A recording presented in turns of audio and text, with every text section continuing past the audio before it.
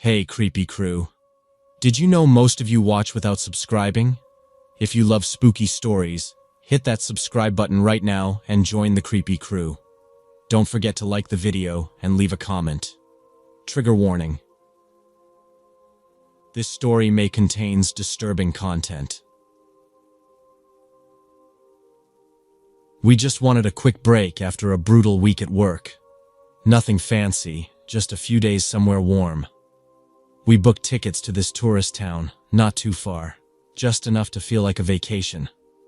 The flight was easy, the kind where you barely have time to close your eyes before they're announcing descent. At the airport, we picked up this little rented sedan, nothing special, but clean and new enough that it still had that faint plastic smell. The drive was easy too, the kind where you get a bit too comfortable. Music up, windows down, the sun already feeling hotter than we expected. My friend was flipping through her playlist, picking up beat songs, the ones you don't listen to at home but somehow feel right on vacation.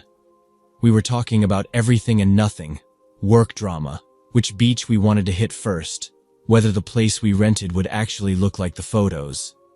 The house was smaller than the pictures made it seem, but not bad.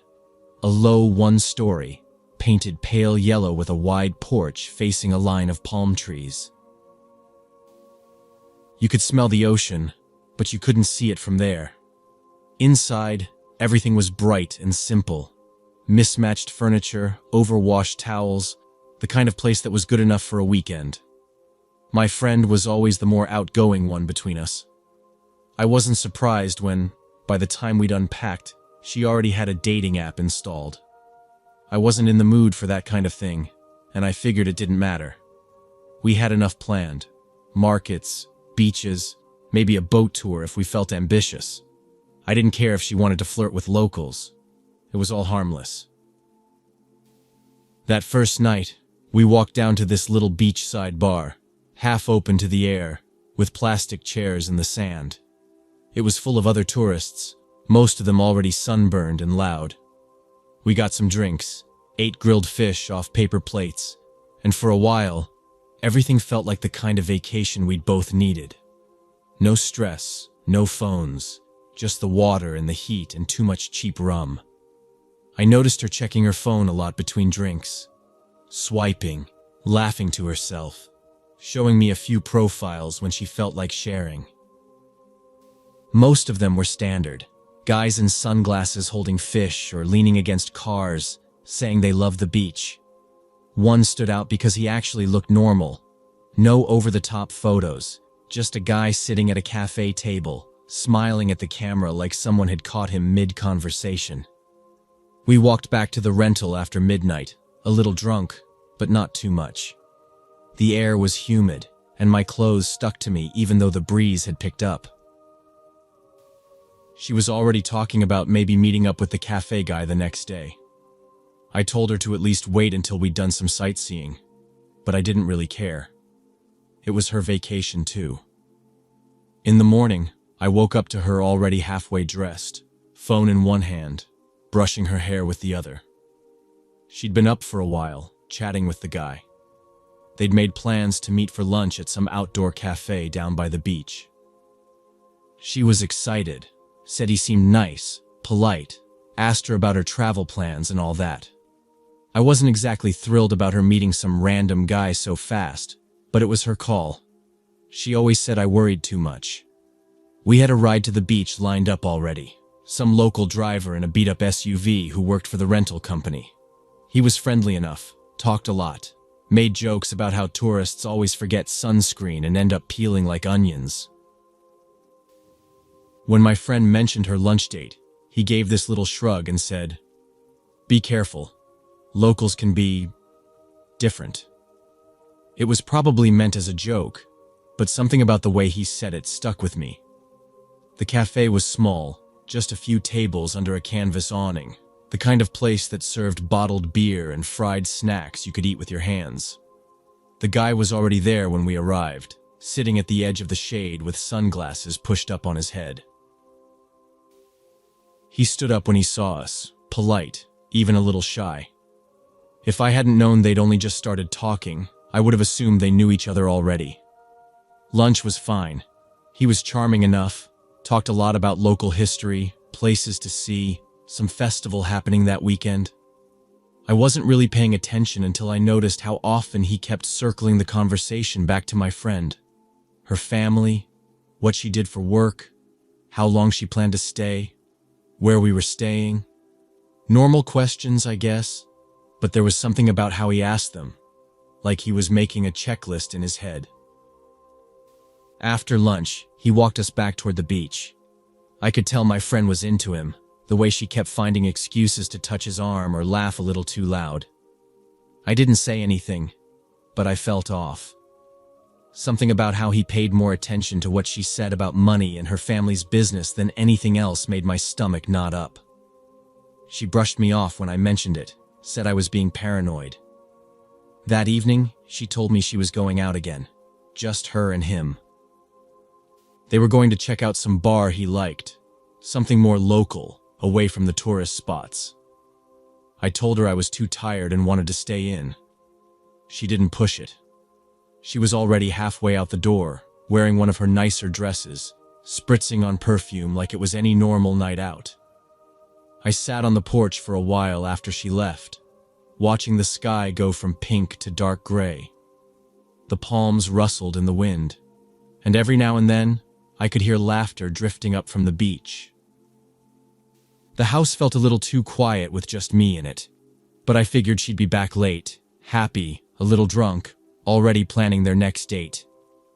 I left the porch light on for her and went inside to shower, leaving my phone on the counter in case she texted. I didn't realize until later that I never actually heard her leave in a car. I woke up once around 2 in the morning, not sure why.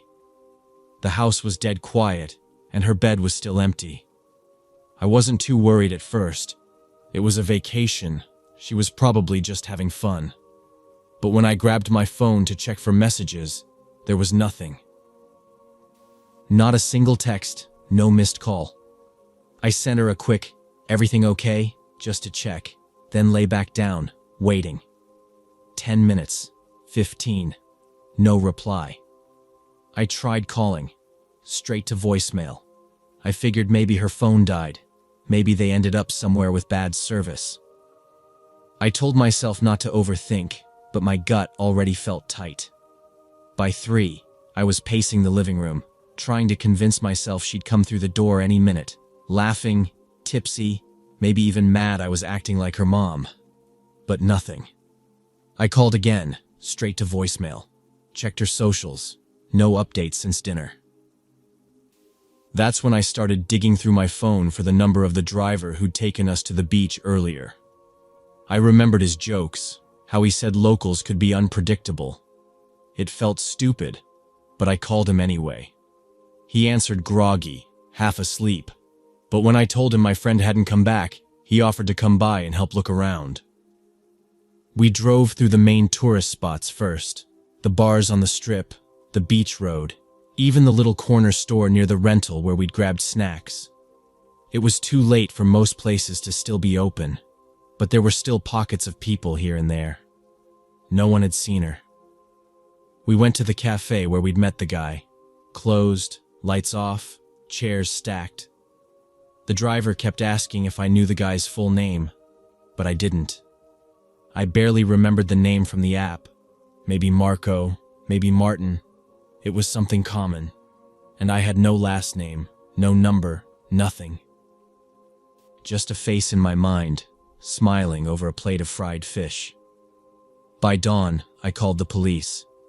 I expected some kind of urgency, but all I got was bored voices telling me that it's common for tourists to wander off after meeting someone. She's an adult, they said. Maybe she went somewhere with him. It was the tone that got me. Like I was being silly, like this was normal. They said they'd file a report, but I could already tell they weren't planning to do much. It was around 7 a.m. when I got the text.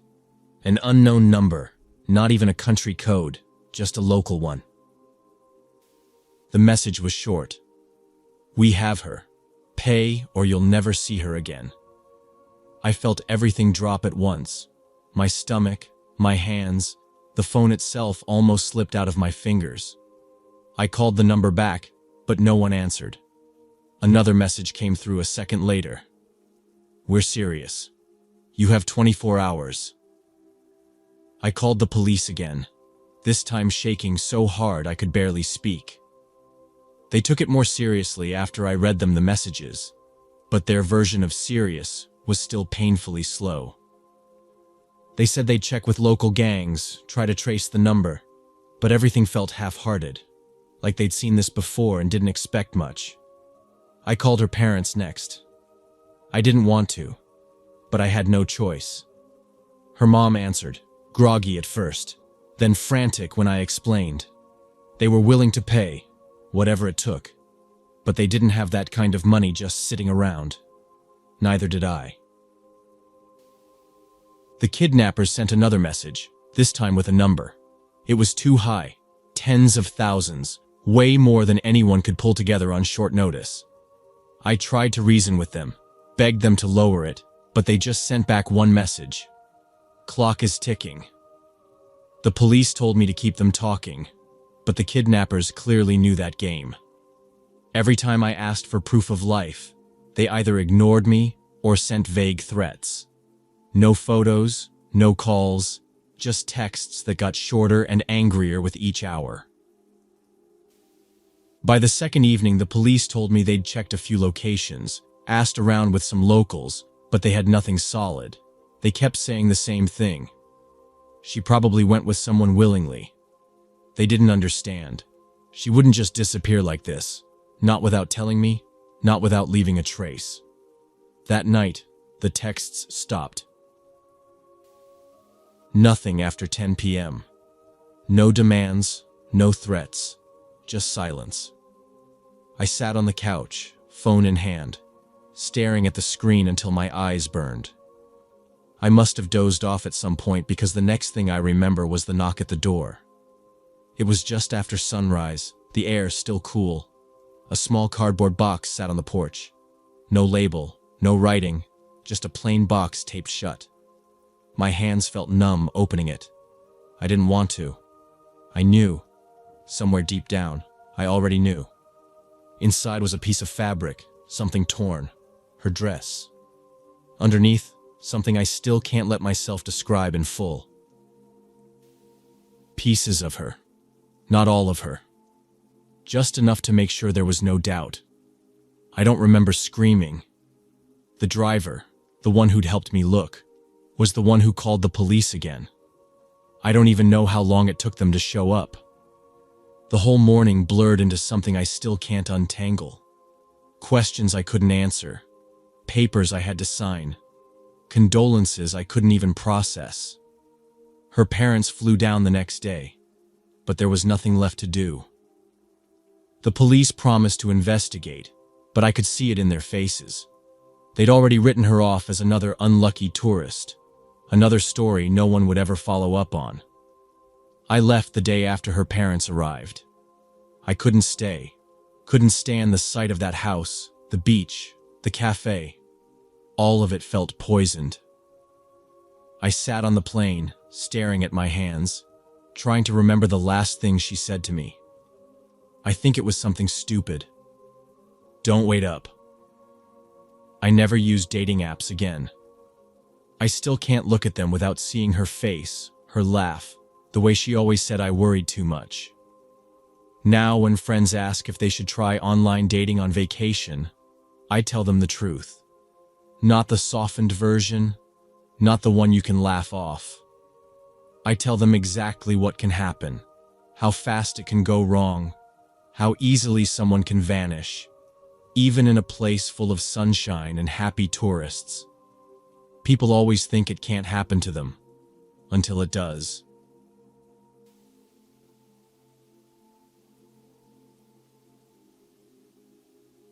My childhood friend grew up in a strict conservative family where even the smallest step outside the rules was treated like a serious offense. Every decision, every word, every movement, everything was watched, either by her parents or her older siblings. It was just how they lived. They always said it was for her own good, to protect her. But I could tell even when we were little that it was suffocating her. I was the only one she could really talk to, since my family was more relaxed. Whenever we hung out, she'd ask me the kind of questions that made it obvious she didn't know much about anything outside her house. When we both got into the same local college, it was the first time she ever had some freedom. It wasn't even real freedom. We were still living at home, but there were gaps in the day where nobody knew exactly where we were or what we were doing. It was enough for her to breathe a little. She started asking me about dating apps, what they were like, how they worked. I wasn't surprised when she downloaded one in the middle of a break between classes. She kept saying she wasn't planning anything serious. She just wanted to see what kind of people were out there.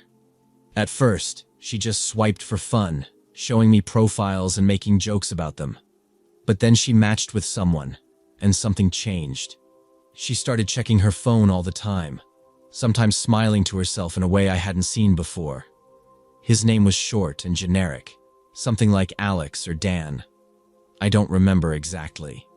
She said he was older but not too much, had a normal job and was super polite. It sounded boring to me, but she was into it. The more they talked, the more confident she got. She started staying up late, texting him under the covers so her family wouldn't notice the light from her screen. Every time I saw her, she seemed a little different. I guess free is the best word, like she was finally allowed to want something for herself. She told me they were planning to meet up, just for coffee, in a public place.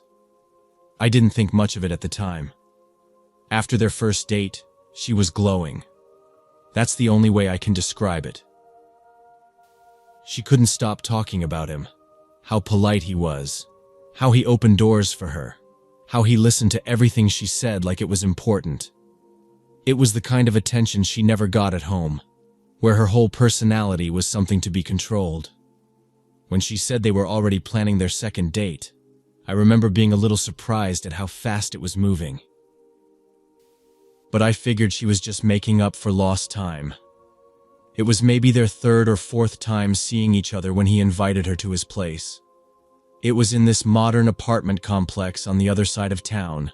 Nothing fancy, just newer buildings with clean halls and keycard entry. She called me right before she went, all excited, saying it was her first time really being alone with someone. She sounded nervous but happy, like she wanted me to know she was taking a risk and feeling proud of it. She came home that night still in a good mood. I asked her how it went, and she told me he was incredibly respectful. He made dinner, showed her around his place, didn't pressure her into anything. I could tell she felt grown up, like she was finally living the kind of life she'd only ever heard about in whispers. When I asked if she felt weird going to a guy's apartment so soon, she just laughed and said I was being too careful. "He's not like that," she said. I didn't push it. The next week they saw each other again, and this time she stayed over. She told me the next day like it was no big deal, just another step. I asked her if she was sure about all this. It wasn't like her to move so fast. She brushed me off, said she was tired of being treated like a child. I couldn't argue with that. At first, I thought she was just trying to grab some independence. The way she talked about him was different from anyone she'd ever mentioned before. Not that there were many. She liked how confident he was, how sure of himself. I figured maybe she was drawn to how different he was from her family, who made every decision for her. There was nothing obviously wrong at first. Every time she came back from his place, she seemed fine.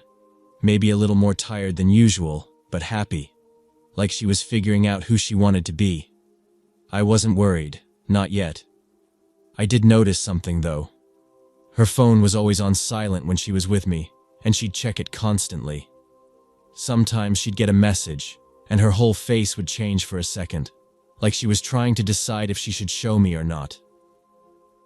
When I asked if everything was okay, she just said, "Yeah, just family stuff." I knew her family could be overbearing, so I didn't push. A week later, she mentioned she'd be seeing him again, And this time, she didn't bother coming home that night at all. She just texted me late, saying she was staying at his place again. That was the first time I felt uneasy about it. Not because of the sleepover itself, but because of how casual she was about it. Like it was nothing. That wasn't her. The next morning, she called me before I even left for class. Her voice sounded a little off, like she'd been up too late or was hungover. She said everything was fine, she just wanted to check in. I could hear something in the background, maybe a TV, maybe just noise from outside his apartment, but it made my stomach twist. I told myself I was overthinking it. She was just enjoying herself. After all, it was her first real relationship, her first real taste of freedom. She was finally living her own life. I didn't know then how wrong I was. About 2 weeks later, something shifted. It wasn't anything obvious at first, just small things. She started showing up to class late, looking distracted.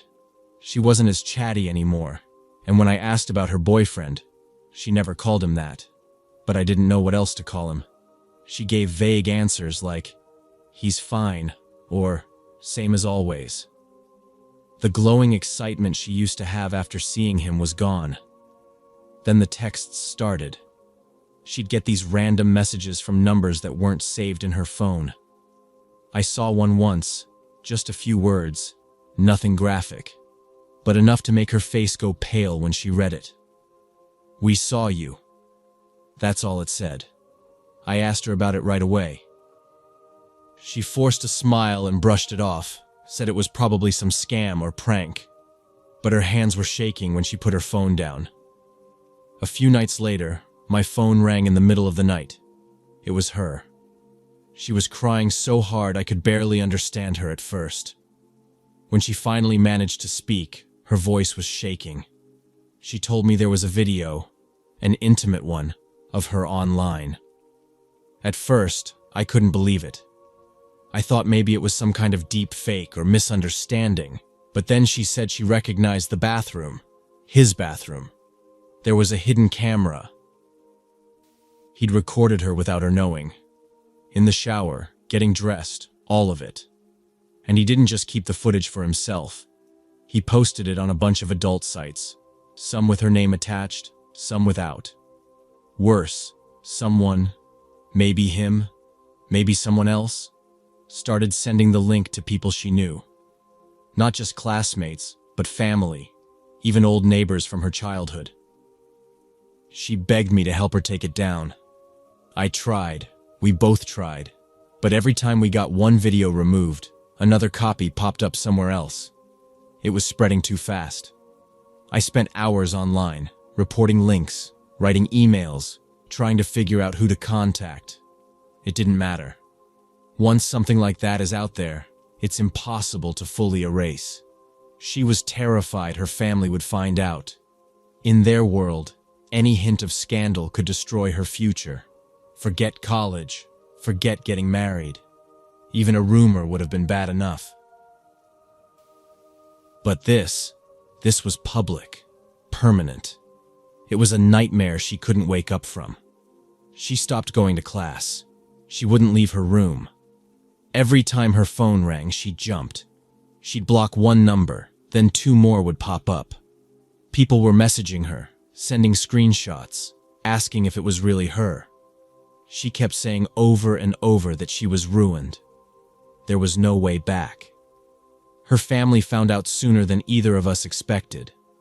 Someone, we never figured out who, sent a link directly to her oldest brother. After that, everything fell apart. They didn't ask her what happened. They didn't care if she was tricked or betrayed. All they saw was shame. She told me her father wouldn't even look at her. Her mother just cried. Her brothers demanded to know what else she'd done, how far she'd fallen. It was like they decided she was a lost cause, not even worth saving. Her phone didn't stop ringing. Some calls were threats. Others were from old friends who just wanted to know if the rumors were true. She couldn't breathe without being reminded of what was out there, what people had seen. One night, I went to check on her. Her room was a mess, clothes piled up, her laptop shoved under the bed. I saw a notebook on her desk where she'd written down all the links, like she was trying to keep track of them. There were so many. That's when I realized how bad it was getting. She'd started Googling ways to disappear, not just from the internet, but for good. She was looking up bus routes, shelters in other cities, even fake IDs. She didn't say it directly, but I could tell she didn't think she had any options left. I told her we could go to the police together, that they might be able to help. But she shook her head, said it was too late.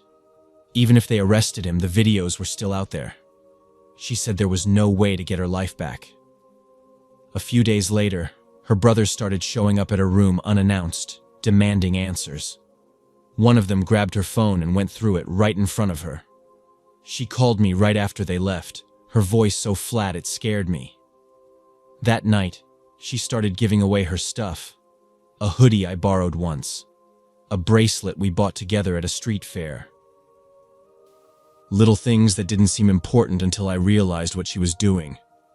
I tried to stay with her as much as I could, but I had classes, work. I couldn't be there all the time. Every time I left, I was afraid of what might happen. The last time we talked, she called me around midnight. Her voice was quiet, like she was half asleep. She thanked me for being her friend. I told her to stop, that she was scaring me. I asked her to stay on the phone until I got there. She hung up. I drove to her place as fast as I could. When I got there, the front door was open, just a crack. Her room was empty. The police were already downstairs by the time I ran out. The neighbors had called them after hearing something, a sound like something heavy hitting the ground. She jumped. She was lying there on the pavement, her hair spread out, one hand still clutching her phone. There was nothing anyone could do. The next day, the videos were still online. The messages didn't stop. I don't know if her family ever really understood what happened, why she thought there was no way out. They just kept saying she brought shame to their house, like her death was just another scandal.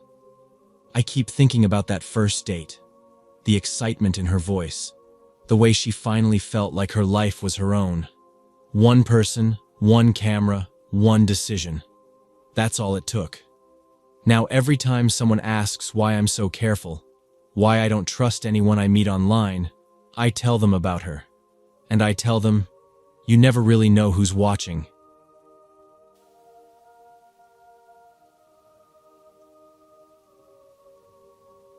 It started, like always, with someone throwing out a dumb idea in the group chat. We were all just killing time, scrolling between shifts or classes, sending memes, complaining about bosses, the usual. Then someone mentioned how it's been too long since we pranked someone, and from there, it turned into planning something bigger. Not mean, just bigger. Our friend, the one who always fell for everything, was the obvious target. He wasn't stupid, just too trusting. If you told him you found a lost puppy or your car wouldn't start, he'd show up with a leash or a set of jumper cables, no questions asked. It's why we liked him so much, I guess. He was easy to mess with, but he never held it against anyone. Even after that time we locked him out of the cabin in nothing but his boxers during a snowstorm, he just laughed and cracked open a beer. So the idea this time was different. Someone said we should go all out, set up a fake Tinder profile and have a girl pretend to be into him. Not catfishing exactly, because we weren't going to keep it going for long. Just enough to get him to a date, then reveal it was all a prank. Stupid, yeah, but we thought it was harmless. He'd laugh, we'd laugh, maybe buy him drinks after. That was the plan. We found the girl through a friend's girlfriend, someone who wasn't local and didn't care about getting involved.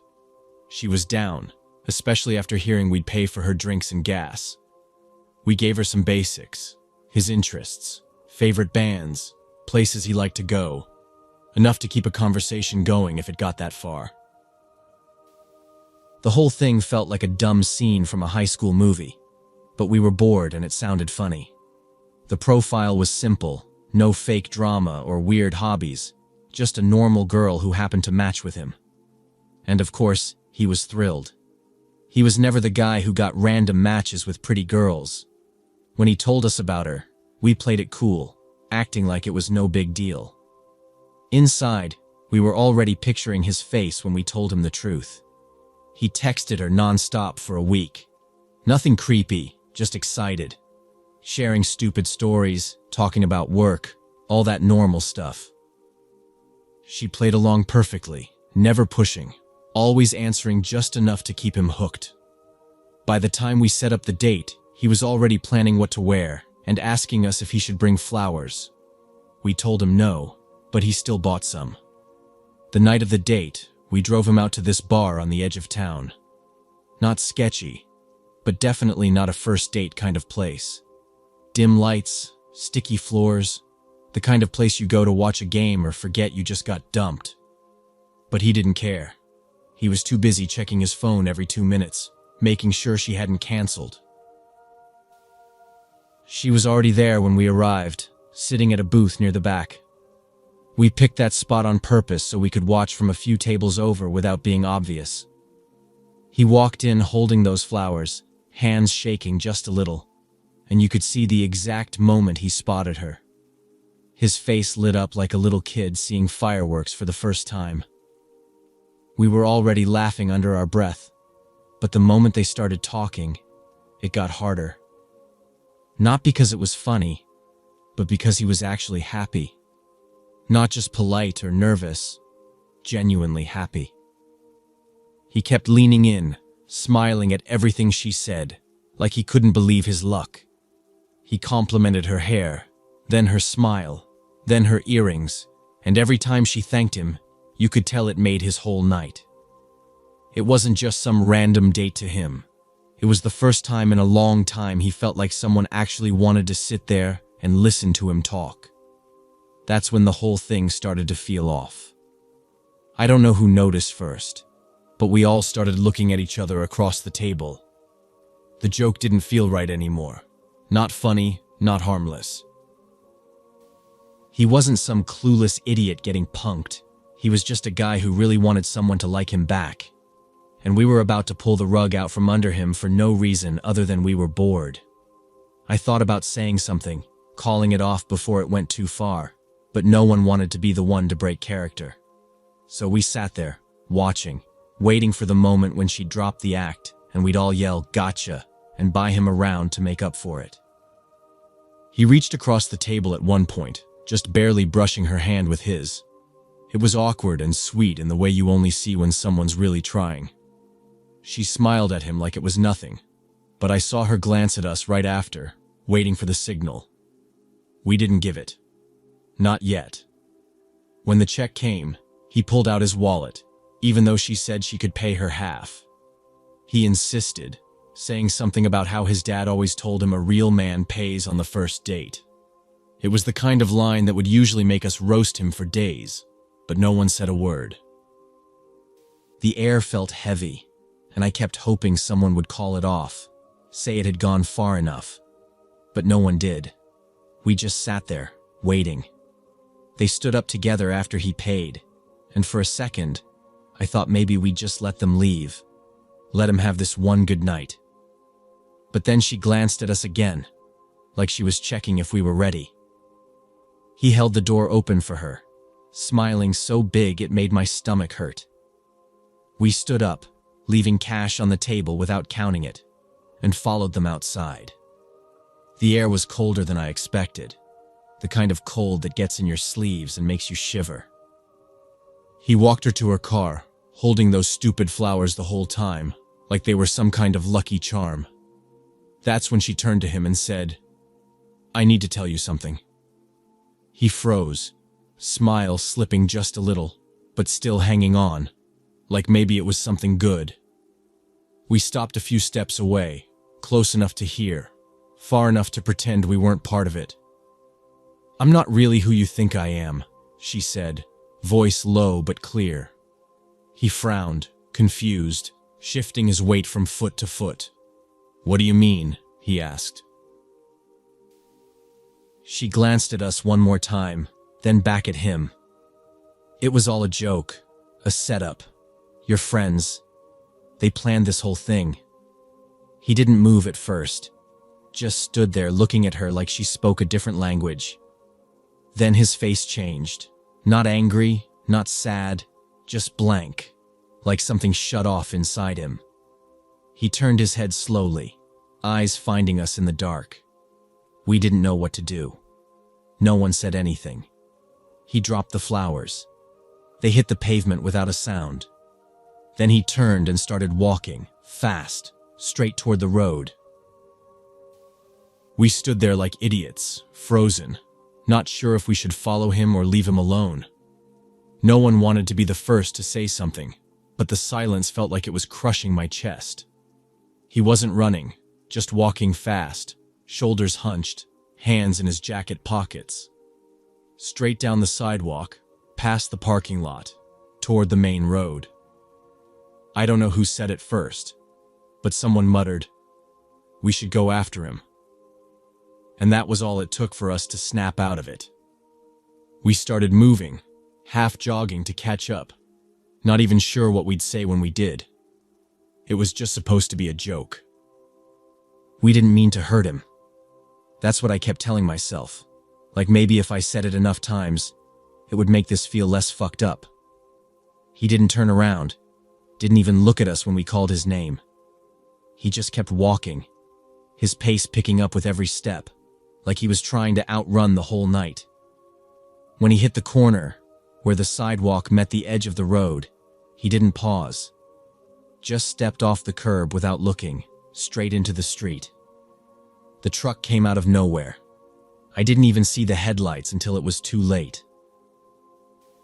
There was this loud, sharp honk, tires screeching on wet pavement, and then the sound, a dull, heavy thump that I still hear when I close my eyes. The impact knocked him sideways, his body folding at an angle that didn't make sense, like his legs and torso stopped working together. His head hit the ground first, this sick crack echoing off the buildings around us. The truck swerved, tires sliding, but it was already over. We ran, all of us, without thinking. One of the guys slipped on the wet pavement, scraping his knee, but nobody stopped. We surrounded him, shouting his name, not sure if we should touch him or wait for help. His eyes were open, but there was nothing there. Just blank. Blood was already pooling under his head, spreading slow, dark, too much too fast. His chest moved once, this shallow, shaky breath, and then stopped. A woman from the bar ran out, phone in her hand, yelling at someone to call 911 even though she already was. I couldn't move. My legs felt like they were made of concrete, my hands shaking so bad I had to shove them in my pockets just to stop them. The truck driver got out, pale, shaking, saying, "I didn't see him," over and over like a prayer. No one was listening. All we could look at was our friend lying there in the street, eyes open, flowers still crushed on the pavement a few feet away. The cops came fast, then the ambulance, but it didn't matter. They didn't even try CPR. Just checked his pulse, said something into their radio, and covered him with a thin sheet. We stood there on the sidewalk, huddled together like we were cold, even though no one was shivering. No one said a word. No one made eye contact. We all knew it was our fault. When the cops asked questions, we told the truth. All of it. The prank, the fake date, how it was supposed to end with a laugh and a round of drinks. They wrote it all down, but their faces said everything. They weren't mad, just disgusted, like we were too pathetic to even be worth yelling at. They let us go that night, said it was an accident, no charges, just a tragedy. But that was the easy part. The real punishment started after. His parents didn't talk to us at the funeral. His mom looked through us like we weren't even there.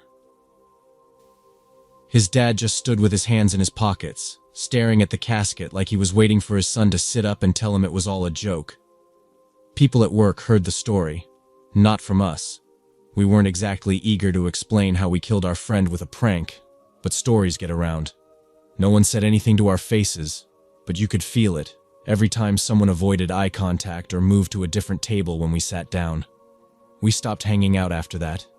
The group chat went silent, then died completely. No more pranks, no more stupid ideas, just silence. I still see his face sometimes, not just the way he looked at the end, but the way he smiled when he walked into that bar, holding those flowers like they actually meant something. I used to think jokes were harmless, that a little humiliation was just part of being friends. Now I know better. Some things you can't laugh off. Some things don't get forgiven. Some things follow you no matter how fast you walk away.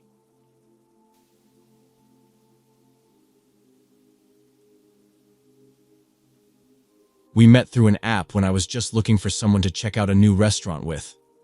Nothing serious, just wanted company because I hate eating alone, and none of my friends were free that night.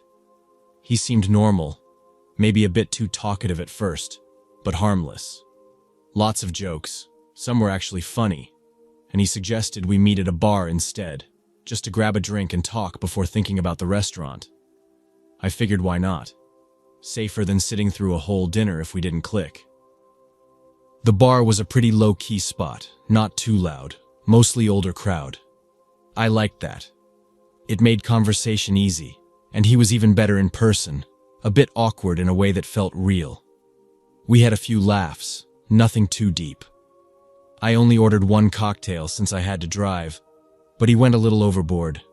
I didn't really notice at first since he was still joking around, but after an hour or so, it was obvious. He couldn't even sit straight, kept knocking his elbow into the table, and when he stood up to go to the bathroom, he nearly took a chair down with him. I probably should have left right then. He wasn't aggressive or anything, but something about how fast he went from fine to sloppy made me uneasy. But I told myself I was overthinking it. He just drank too fast on an empty stomach, it happens. When it was time to leave, I saw him fumbling with his coat, trying to get his arm through the wrong sleeve twice. He was swaying just standing there, like his shoes were too big for his feet. I couldn't just leave him like that. The idea of someone like him wandering the streets, easy target for anyone with bad intentions. I would have felt awful if something happened. So I offered to drive him home. My car was nothing special, an old sedan with doors that groaned every time they opened, but it ran, and I figured it would just be a quick ride. At first, he insisted he was fine. Said he lived close, could walk it off. Except he couldn't even zip up his own jacket without leaning against the wall. And when he tried to step outside, he misjudged the door frame and bumped his shoulder hard enough to curse under his breath. I didn't push, just stood there holding the door open until he gave up and followed me to the car. The rain had started by then, nothing crazy, just that light drizzle that makes everything slick. He slumped into the passenger seat before I even had to ask, head tipped back, eyes already half closed. I adjusted his seatbelt because it was twisted around his arm and figured, okay, I've done my good deed. Just drop him off and go home. He was already dozing off when I pulled out onto the main road, the kind of heavy sleep where the head lolls to the side and the mouth falls open a bit. The air in the car smelled like beer and something else. Sweat, maybe, or just stale air from the bar. I cracked my window to let some of it out, and the sound of rain hitting the roof got louder. The roads were mostly empty, just a few headlights cutting through the mist here and there. My wipers were starting to drag, leaving streaks across the windshield, but it was still clear enough to see. I wasn't even nervous at that point. It was just a ride. A quick favor for someone too drunk to get home on his own. I'd be home in half an hour, tops. He didn't move at all for the first 10 minutes, not even when we hit a bump that made my glove box pop open. I reached over to shove it shut again, fingers brushing against the crumpled parking receipts and half-used pack of gum I always kept there. When I glanced at him, his head was tilted back so far I could see the edge of his throat, his Adam's apple bobbing every time the car jolted. His breathing was loud but steady. Not snoring, just that deep, heavy sound like someone who's completely passed out. There was a turn coming up, and I slowed down, not wanting to jolt him awake. His hands were limp in his lap, fingers curled just slightly. The only sound in the car was the squeak of the wipers and the faint clicking from the air vent I never got around to fixing. His phone buzzed in his pocket once, but he didn't even stir. I kept both hands on the wheel, watching the road, glancing at the GPS every few minutes to double-check the address he gave me back at the bar. It wasn't far, some apartment complex on the edge of town, near the park. I figured I'd pull into the lot, maybe walk him to his door if he could stand by then, and that would be that. The rain was coming down heavier now, turning into that kind of steady, cold sheet that makes it hard to see taillights until you're right up on them. I flipped on my high beams for a stretch where the streetlights were out, and that's when I noticed his hand, the one closest to me, twitching a little.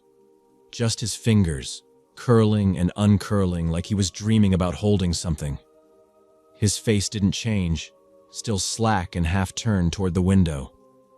I almost asked if he was okay, just out of habit, but stopped myself. Let him sleep. The quicker I got him home, the quicker I could go home, take a hot shower, and forget the whole weird night. I kept driving, rain hammering the windshield, his breath a low background noise beside me. The address was still a few miles away, a straight shot down this back road lined with nothing but old storage units and empty parking lots. No traffic, no houses, just rain bouncing off cracked pavement and my headlights catching puddles before I could steer around them. His breathing shifted then, a slight hitch like he was waking up. I glanced over, expecting him to maybe mumble something or shift in his seat. But he didn't. His head stayed tipped back, his mouth half open, fingers still twitching. But his eyes were open now. Just a sliver, not all the way. And they were aimed straight at me. I kept my hands on the wheel, tried not to react, just focused on the road. He didn't say anything. Didn't move. Just stared, eyelids heavy but not all the way shut. Like he was half awake and watching me without really seeing me. I told myself he was still asleep.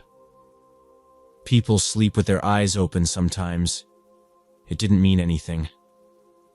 I kept driving, past the last working streetlight, into the dark stretch of road where the trees pressed closer to the edges of the pavement, and his breathing kept pace with the rhythm of the windshield wipers, steady and low, just the two of us in the car, in the rain. The rain got heavier, hammering against the roof so hard I had to crank the wipers up to the fastest setting, and even then, the water smeared across the glass. The headlights barely cut through it. I slowed down without really thinking about it, both hands gripping the wheel tighter, trying to stay in the center of the lane. That's when the car came out of nowhere. Headlights cutting through the dark, way too close, swerving wide into my lane like they were trying to pass someone that wasn't even there. I barely had time to react. I jerked the wheel hard to the right, tires skidding across the wet pavement, and the whole car fishtailed. My heart slammed up into my throat, and I felt the rear end swing out faster than I could correct. We hit the shoulder, the tires losing grip completely, and then the whole car just slid. It felt like slow motion, the way the front end plowed through the mud, the trees rushing up too fast to do anything about. I braced both arms against the wheel just before the impact, the hood crunching in with this sickening metal scream. My seatbelt locked hard against my chest, knocking the air out of me. The car shuddered to a stop against a thick trunk, the whole front end crushed in like a tin can. For a second, everything went silent except for the rain, ticking against the roof like fingers. I turned toward him. His head was slumped forward, chin resting on his chest, body limp against the seatbelt. A streak of blood ran down his forehead, but his eyes were still closed. I shook his shoulder hard, but he didn't respond. That's when I smelled it.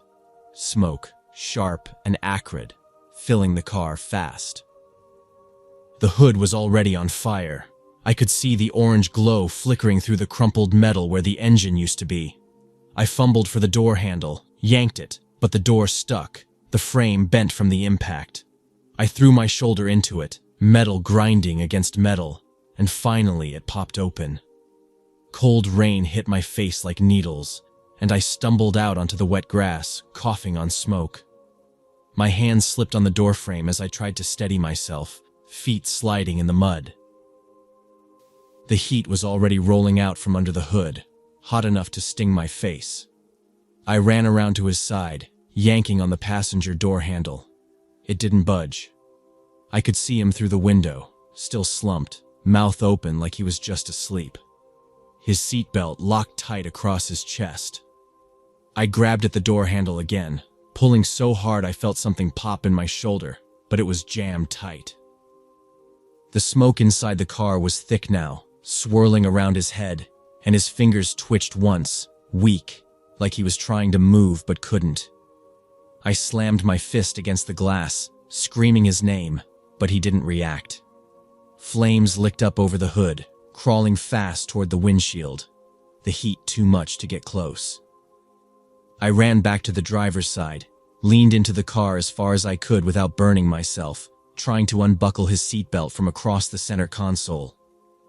My fingers slipped on the wet fabric, and the smoke burned my eyes, but I managed to press the button. The belt snapped back, but he didn't move. "Wake up!" I shouted, grabbing his arm, trying to pull him toward me. His body was dead weight, slumping deeper into the seat, his head rolling to one side. I could barely see through the smoke, my lungs screaming from the heat and fumes, but I kept pulling until his upper body was half across the console. His legs were still tangled under the dash, pinned by the crumpled floorboard. The flames reached the windshield, spreading fast across the glass, making it crack in jagged lines. I braced both feet against the doorframe, pulling him with everything I had, but his leg was caught, and he was too heavy. The smoke was so thick I couldn't see his face anymore, just the dark outline of his body, and my hands were shaking too hard to get a grip. A loud pop rang out, the windshield finally shattering under the heat, and the flames rushed inside. The heat hit me like a wall, forcing me back. I stumbled into the mud, coughing so hard my chest ached. The whole front seat was on fire now, flames licking up over the dash, crawling across the ceiling. His body was still slumped there, one arm hanging down, fingers brushing the floor. I screamed for help, my voice barely carrying over the sound of the rain and the crackling fire. There was nothing out there, just empty road and trees and the storm. The fire spread too fast, swallowing the whole front half of the car, flames curling out through the windows, smoke pouring into the sky. I backed away without meaning to, the heat unbearable even from several feet back. There was a loud, sharp boom, something under the hood exploding, and the whole car shook. I stood there, soaked and shaking, staring at the flames, knowing there was nothing left to do. His face was gone behind the fire, just dark shapes and shifting light. By the time the first headlights appeared in the distance, I was standing in the rain, my hands streaked with mud and blood, the heat still radiating off my skin. The fire roared louder than the rain, and I couldn't stop staring at the spot where he'd been, the seat where I'd left him. Like somehow if I looked hard enough, I'd see him move. The paramedics pulled me back when they arrived, their hands cold against my skin. They kept asking me questions. What happened? Was anyone else inside? But I couldn't answer. I just kept staring at the flames until there was nothing left but a blackened shell, smoke curling into the rain. Later, they told me he was too drunk to react when the fire started, that the impact probably knocked him out, and the smoke got him before the flames did. They said it like it was supposed to make me feel better, like it mattered that he didn't burn alive. But all I could think about was how he looked in the bar, laughing too loud, fumbling with his coat, just a guy who had too much to drink. I should have just left him there. Called him a cab. Let him figure it out himself. but I didn't. And now I see his face every time I close my eyes, half lit by flames, frozen like that forever.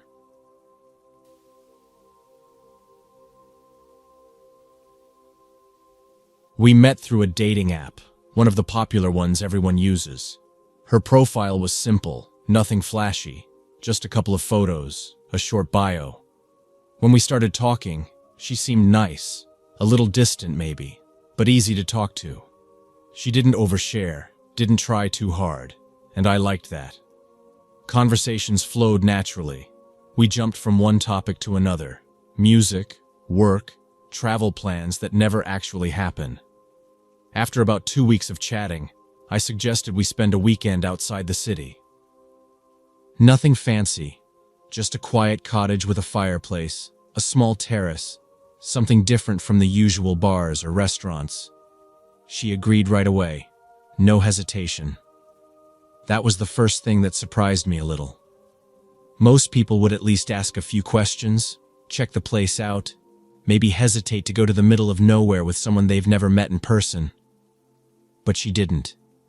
I picked her up in my old pickup, the kind that rattles a bit over bumps and smells faintly of gas no matter how much I clean it.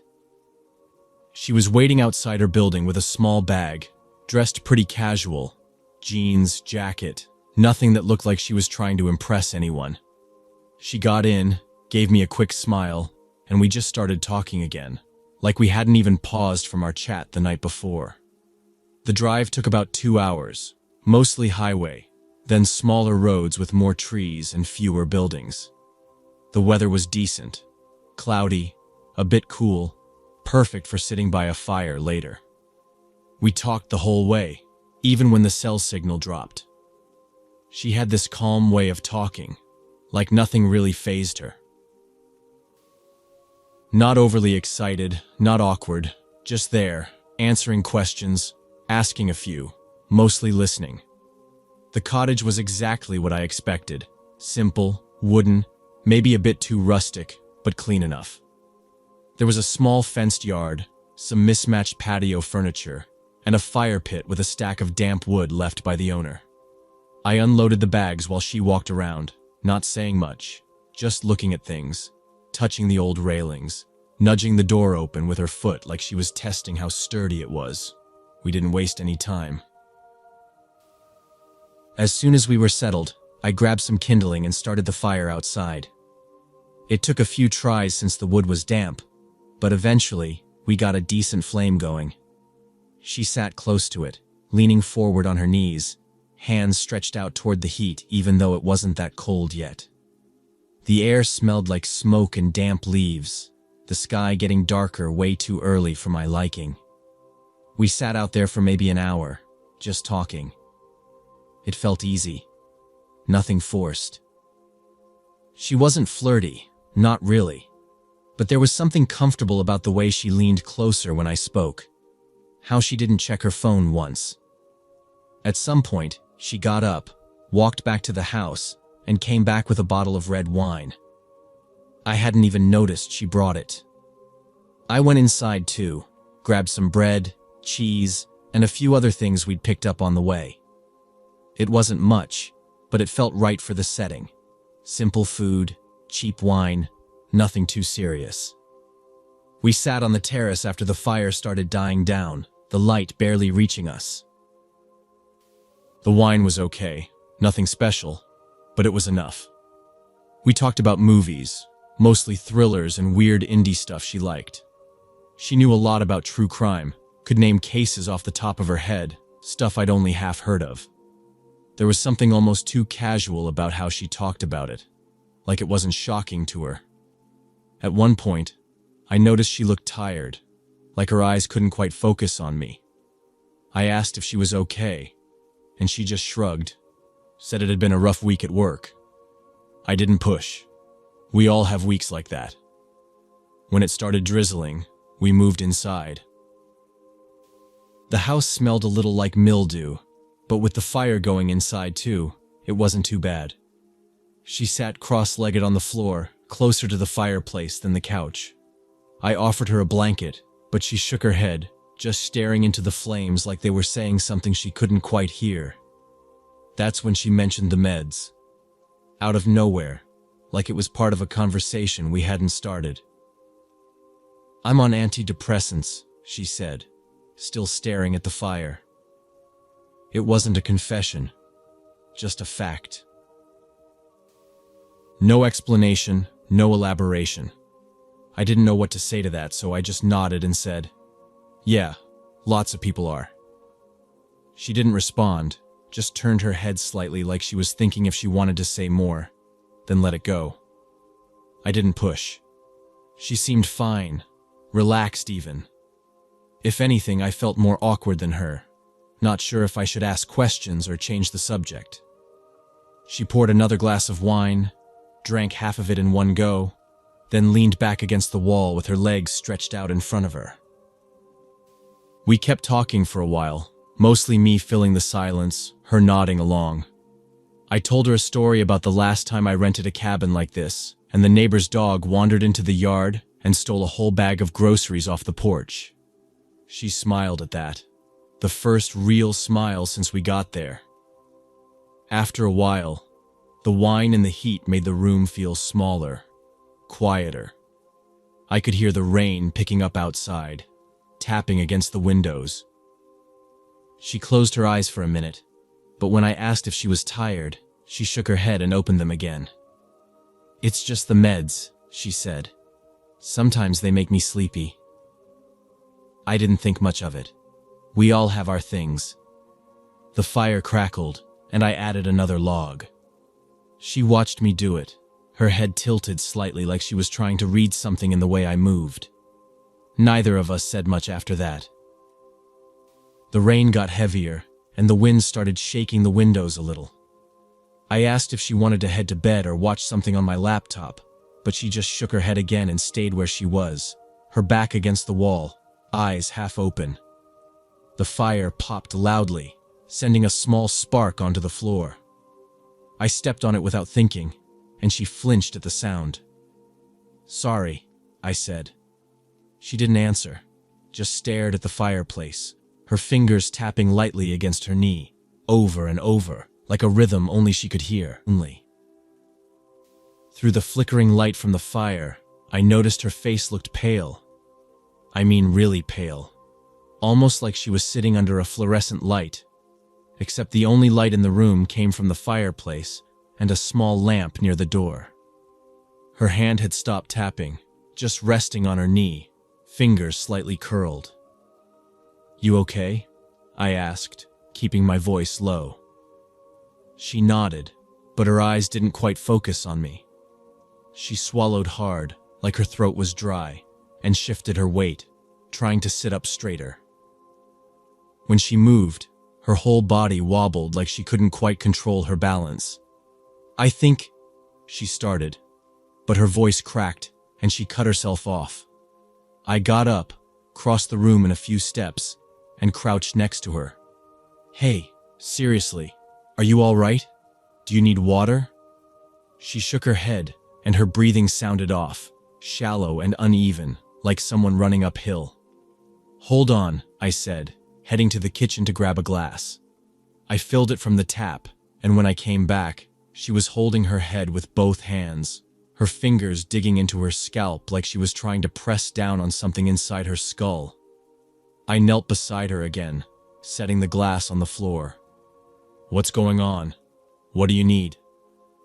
Her mouth opened, but no words came out, just a small, thin sound, almost like a whimper. That's when I saw her hands were shaking. Not normal shivering, but jerking slightly like her muscles were firing on their own. "I'm calling an ambulance," I said, already reaching for my phone. Her hand shot out, grabbing my wrist with surprising strength. "No," she whispered, barely audible. "What do you mean, no? You're not okay. You need help." She tried to say something else, but the words just tangled together. Her breath caught in her throat, her chest rising too fast, like her lungs couldn't figure out the rhythm. Her eyes rolled up slightly, and her whole body slumped sideways, her head bumping my leg. Shit. Hey, hey. I shook her shoulder, but she didn't react. I fumbled my phone out of my pocket, almost dropping it as I hit the emergency call button. My voice came out way louder than I meant when the dispatcher answered. I need an ambulance. My friend. She's not breathing right. She's shaking. The dispatcher was calm, asking questions, but my answers were a mess. What's the address? I had to grab the rental papers to remember the exact road name. How old is she? I gave my best guess. Is she on any medication? That one made me pause. She said antidepressants. I don't know what kind, I said, my voice shaking more than hers had. While I was talking, I tried to lay her flat, but her body was stiff. Her fingers still curled into her palms like claws. I kept checking her breathing, holding my hand near her nose and mouth. There was something, but it was faint and uneven. The dispatcher told me to stay on the line, so I did, pacing in short circles while I waited for the sirens. It felt like forever, even though it was probably under 10 minutes. The rain was still slamming against the windows, and I kept looking out, trying to see headlights through the trees. When they finally showed up, 2 paramedics and a cop, probably because it was a remote area, I was already halfway to the door, waving them in. She's over here, I said, leading them to the fireplace. One paramedic knelt beside her, checking her pulse and opening her mouth to make sure her airway was clear.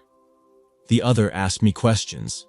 How long had she been like this? Did she drink? Any drugs? Anything at all I knew. I told them about the wine, the antidepressants, the fact that she'd seemed fine until about 20 minutes ago. The paramedics worked fast, but they weren't panicked. They put her on her back, one of them starting CPR while the other set up oxygen. Her shirt got pushed up slightly when they worked on her, and I noticed her stomach looked way too flat, like she hadn't eaten in days. The cop took me aside while they worked, asking more questions. My name, how we met, why we were here. I answered everything as honestly as I could, but I could tell from the way he watched me that I was already under suspicion. They kept trying to revive her, switching between compressions and a defibrillator, but her skin was getting colder under their hands. I could see the way the paramedics' movement slowed after a while, like they already knew how this was going to end. After maybe 15 minutes, they called it. One of them covered her with a blanket, leaving only her face visible, while the other packed up the gear. The cop stayed close to me the whole time, not quite accusing me of anything but not letting me out of his sight either. "We'll need you to come with us," he said quietly after the paramedics officially declared her dead. I felt numb, my hands shaking, the adrenaline wearing off fast. What? Why? I didn't do anything. "We just need to ask some questions at the station," he said. Too calm, too even. I sat in the back of the patrol car for the ride back, the rain still hammering down. They didn't cuff me, but they didn't talk much either. At the station, they separated me from my phone and let me sit alone in a room with a metal table and a single chair. The door stayed open, but I could hear muffled voices in the hall. Her name, my name, the word "talk screen." They asked everything again. Where we met, why we came here, what we drank, what we ate. When I noticed she was sick, I told them everything, but I could see the doubt in their eyes, like they were just waiting for me to slip up. By the time they let me go, the sky was turning gray again. No arrest, not yet, but the tone had shifted. I was no longer just the guy who called for help. It only got worse after that. Her family didn't believe a word I said. Online, people dug up my profile, turned it into a story. The suspicious boyfriend, the secluded cottage, the sudden overdose. They made up whole conversations we never had, claimed I'd planned the whole trip to get rid of her. The fact that she was on meds didn't matter. The wine didn't matter. All anyone saw was that I was the last person with her, and now she was gone. I hired a lawyer, but every call, every meeting, I could feel it. This wasn't a case I was going to win easily. There wasn't enough proof to clear me, and everyone already decided I was guilty. Now I'm just waiting. Court dates keep getting pushed back, but her family's pushing harder for answers. No matter what happens, it doesn't feel like there's a way out. Even if they clear me, I'll always be the guy who took her to the woods and came back alone.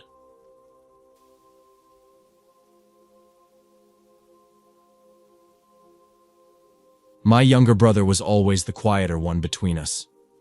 I was the loudmouth growing up, the one who always got into scraps or trouble, but he never really stepped out of line. No bad habits, no problems with the law, nothing like that. He was working as an apprentice at a local auto repair shop, and he actually liked it. Not many people could say that about their jobs, especially at his age. He had this old beat-up SUV that he bought with his own money. It wasn't much to look at, but he spent his weekends tinkering with it, fixing every little thing like it was some kind of prized project. When he wasn't under the hood of that thing, he was usually at home, sitting in front of the TV playing some game with a headset on, chatting with his online friends. His life was pretty simple, at least it used to be. That changed a few months back when he installed some dating app. I didn't think much of it at first. Everyone uses them these days. But I noticed pretty quickly that his schedule shifted. Most evenings he'd head out, saying he was just meeting someone for coffee, or grabbing a quick drink. It wasn't like him to go out that much. My brother liked his routines, and going out was never his thing. I asked him about it once, kind of joking, but also a bit curious. He just shrugged, said it was nothing serious, just seeing what's out there. I didn't push him. He was an adult, and it wasn't my business. But over time, I couldn't help but feel like something was off.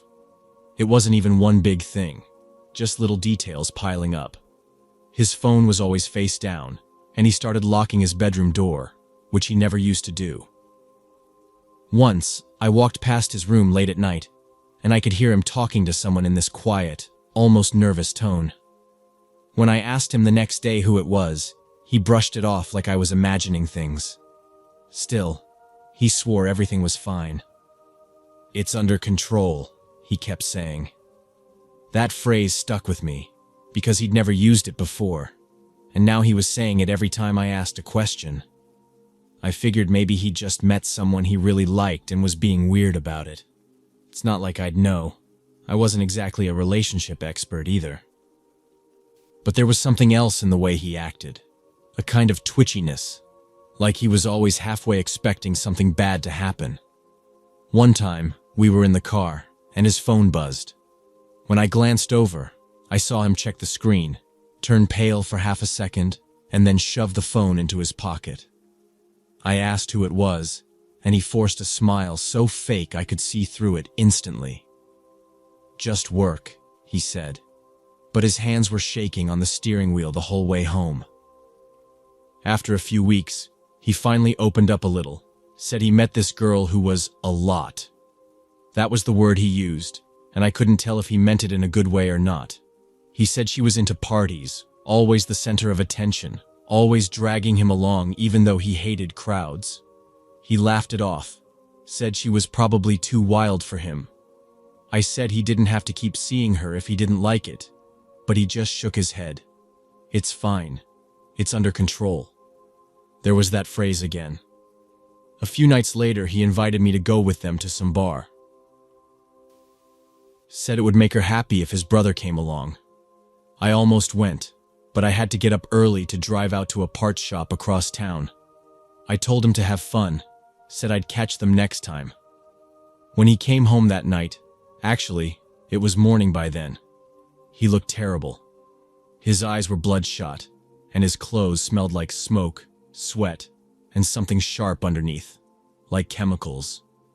But the weirdest part was how happy he looked. Not fake happy, not forced. Just off. Like he was floating a few feet above his own body. I asked him what happened, and he laughed, said it was the best night of his life. Tried something new, he said, grinning like an idiot. I asked him what he meant, and that grin flickered for a second. Just something light, he said, waving it off like I was his mom nagging him about staying out too late. Don't freak out, okay? It's under control. That's when I got serious. I told him flat out that stuff like that wasn't a joke. He wasn't built for it. He was always careful, always the one who checked the expiration date on snacks and wore his seatbelt even for a 2-minute drive. This wasn't him. I told him to cut it out before it got worse, but he just kept that same fake smile plastered on his face, like he was trying to convince himself more than me. Relax, man, he said. It's fine. Over the next few days, I watched him closer. He was still going out almost every night, coming back later each time. Sometimes his hands were trembling when he tried to unlock the front door, like his keys were too heavy or something. A couple of times I smelled that same sharp chemical smell on his clothes, and I knew, even if he wouldn't say it, that it was drugs. Not just weed, something else, something worse. I asked him again, told him I wasn't trying to be a pain, but I was worried.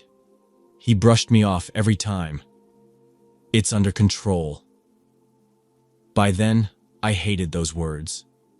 The last time I saw him before everything went to hell, he was sitting on the couch with his phone in his lap.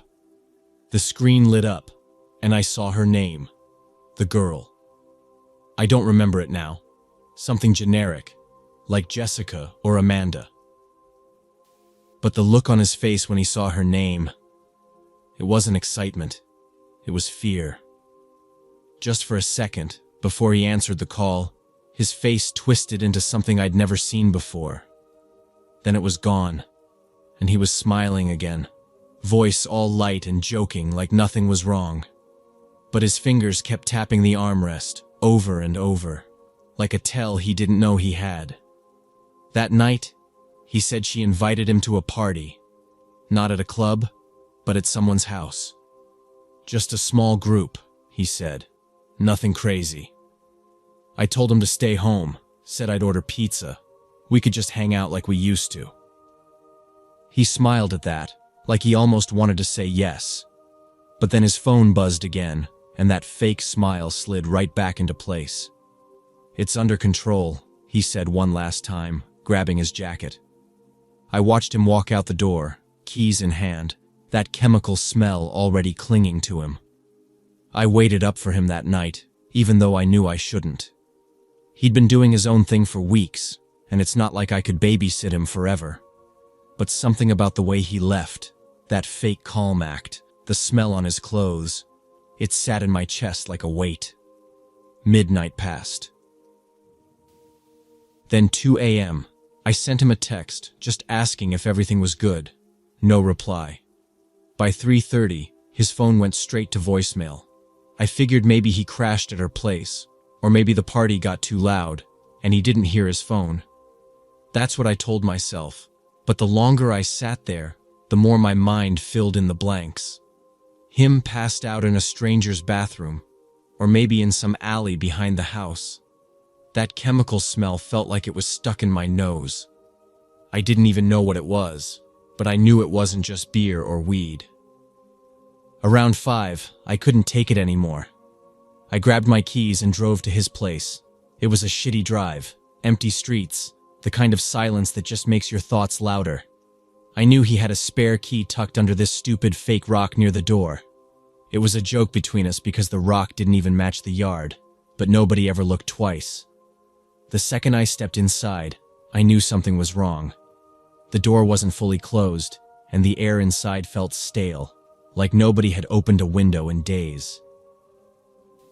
His shoes were right by the entrance, half kicked off like he came home in a hurry. I called his name once, then again, louder. No answer. The living room light was still on, casting this dim, yellowish glow across the floor. It took me a second to notice the mess. Stuff knocked over, a glass broken near the coffee table, cushions shoved off the couch. Not like a fight, more like someone was looking for something and didn't care what got in the way. I found him in his bedroom, lying on the floor near his bed. He was on his side, one arm tucked under him, the other stretched out like he'd been reaching for something. His face was turned toward the wall, so at first I couldn't even see if he was breathing. I dropped down next to him, shook his shoulder, called his name. He didn't move. There were empty bottles near his bed, not beer, something stronger. A couple of those little plastic baggies too, the kind I'd only seen in movies, with just enough powder left in them to make it clear what had been inside. I flipped him onto his back, and his face was pale, skin clammy. His lips were tinged blue. I slapped his face, gentle at first, then harder. No response. My hands were shaking so bad I could barely unlock my phone to call 911. I don't even remember what I said to the dispatcher.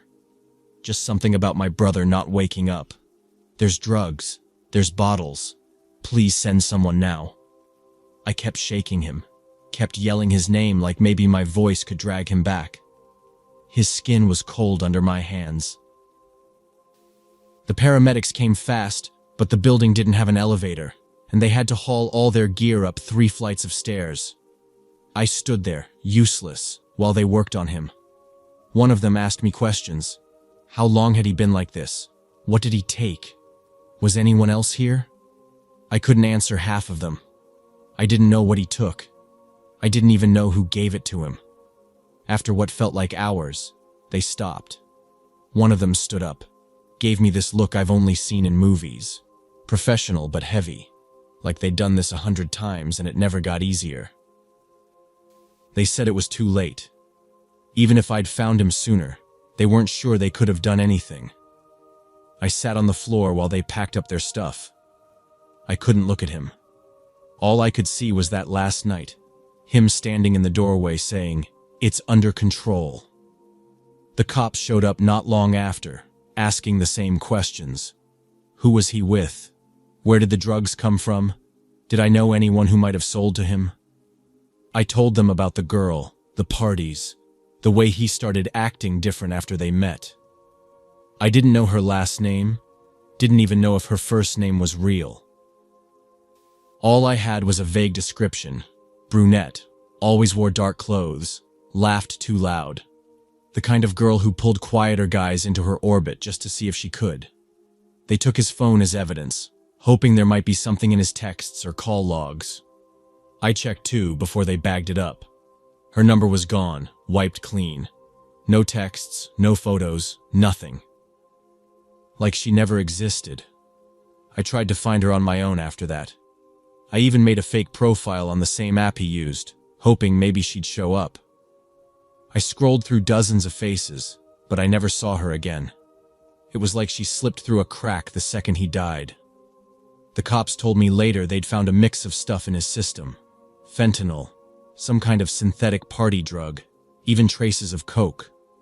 It wasn't just a bad pill. It was a cocktail, way too much for someone like him. They said it's common at those house parties, dealers passing off whatever they can get, no one knowing what they're actually taking. Maybe she gave it to him. Maybe someone else did. They never found her. I had to call our parents and tell them. That was the hardest part. They knew he'd been acting different, but they thought it was just growing pains, stress from work, normal stuff. They didn't know about the drugs. Neither did I, not really. I should have seen it sooner. I keep thinking about that night. If I'd just said yes and gone to the bar with them, maybe I could have seen how bad it was. Maybe he wouldn't have needed to impress her, or whoever else was there. Maybe he wouldn't have needed to prove he could keep up. I write this now because I see guys like my brother all the time. The quiet ones who get dragged into someone else's chaos just because they want to belong. They always think they're in control, right up until they're not. My brother wasn't an addict. He wasn't a bad kid. He just wanted to matter to someone, and that was enough to kill him. And the worst part? She's still out there, moving on to the next guy. Probably already found one.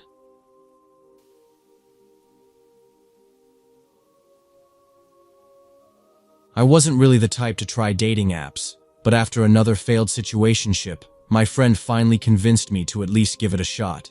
She said I was too picky, always meeting guys through work or friends of friends, and I should broaden my options.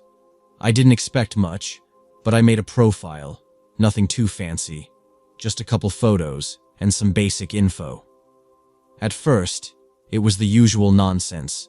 Guys who could barely form a sentence, or the ones who wanted to jump straight to talking about sex. I was close to deleting the whole thing when his profile popped up. His pictures were normal, nothing weird or too perfect, and his bio was actually funny without trying too hard.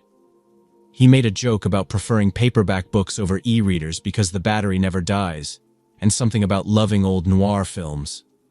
It wasn't groundbreaking, but it stood out after scrolling through so many gym selfies and here for a good time, not a long time profiles. We started chatting, and it was easy. That was the part I remember most, how easy the conversation flowed. He wasn't pushy, never sent weird compliments about my body, just asked about the books I liked, the movies I watched, the places I wanted to visit. We talked about work. He said he worked in logistics, some sort of warehouse management, nothing flashy, but he seemed to enjoy it. There were jokes, a little sarcasm, but never anything mean. It felt safe, like talking to someone I already knew, not like a stranger from an app. After a week or two, he suggested we meet up. He didn't pressure me, just floated the idea, and I said yes, without overthinking it. We picked a restaurant that was nice but not too fancy, one of those places where you can get a good burger or pasta without needing a reservation. He looked like his pictures, which was already a relief. Taller than me, but not intimidating, dressed casually, clean shoes, the little things you notice. The first half hour was that normal first date awkwardness, but after the drinks came, it felt more like we were just two people hanging out. We talked about his favorite movies, my job, a podcast we both listened to. Nothing deep or dramatic, just easy conversation. There was one moment I remember though. When we were talking about families, I said something about how I was pretty close with my parents, but they lived in another city, so I didn't see them as much as I'd like. He didn't react much at the time, just nodded and made a joke about how parents never really understand technology. I didn't think anything of it then, but later, that detail sticks out more. We left the restaurant, and he walked me to my car. He didn't try anything, just smiled and said he'd text me when he got home. I remember thinking how rare that felt. No weird vibes, no sense that he was hiding something. I actually felt excited when his message popped up a little while later. Just a simple, "Had a great time. Hope you got home safe." We kept texting after that, not all day, but enough that I knew he was interested. It felt natural, like we were just gradually getting to know each other without any rush. A few days later, he suggested a second date. Nothing fancy, just a casual dinner and maybe a walk after. It felt easy to say yes. On our second date, things felt a little more comfortable, like that early awkwardness was gone. He offered to pick me up this time, which I hesitated about for a second, but it felt silly to be paranoid after the first date had gone so well. He showed up right on time, car clean, music playing low. It all felt normal. Dinner was good, nothing special, but it felt comfortable. We didn't talk about anything deep, just the usual second date stuff. Embarrassing childhood stories, weird hobbies, bad movies we secretly liked. On the drive back, he asked me little questions here and there. Nothing that felt intrusive at first. Just stuff like, "You live alone, right?" I laughed and said, "Yeah, like half my building was single people and students." He asked if I ever thought about getting a dog, and I said I loved dogs, but my building was too small for anything bigger than a cat. He nodded, didn't say much, just a little, Makes sense. It was just small talk, or at least that's what I thought. When we got to my place, I invited him up for a little while. Not for anything serious, just to hang out a bit. He walked around my living room, looking at my bookshelves, my little plant collection.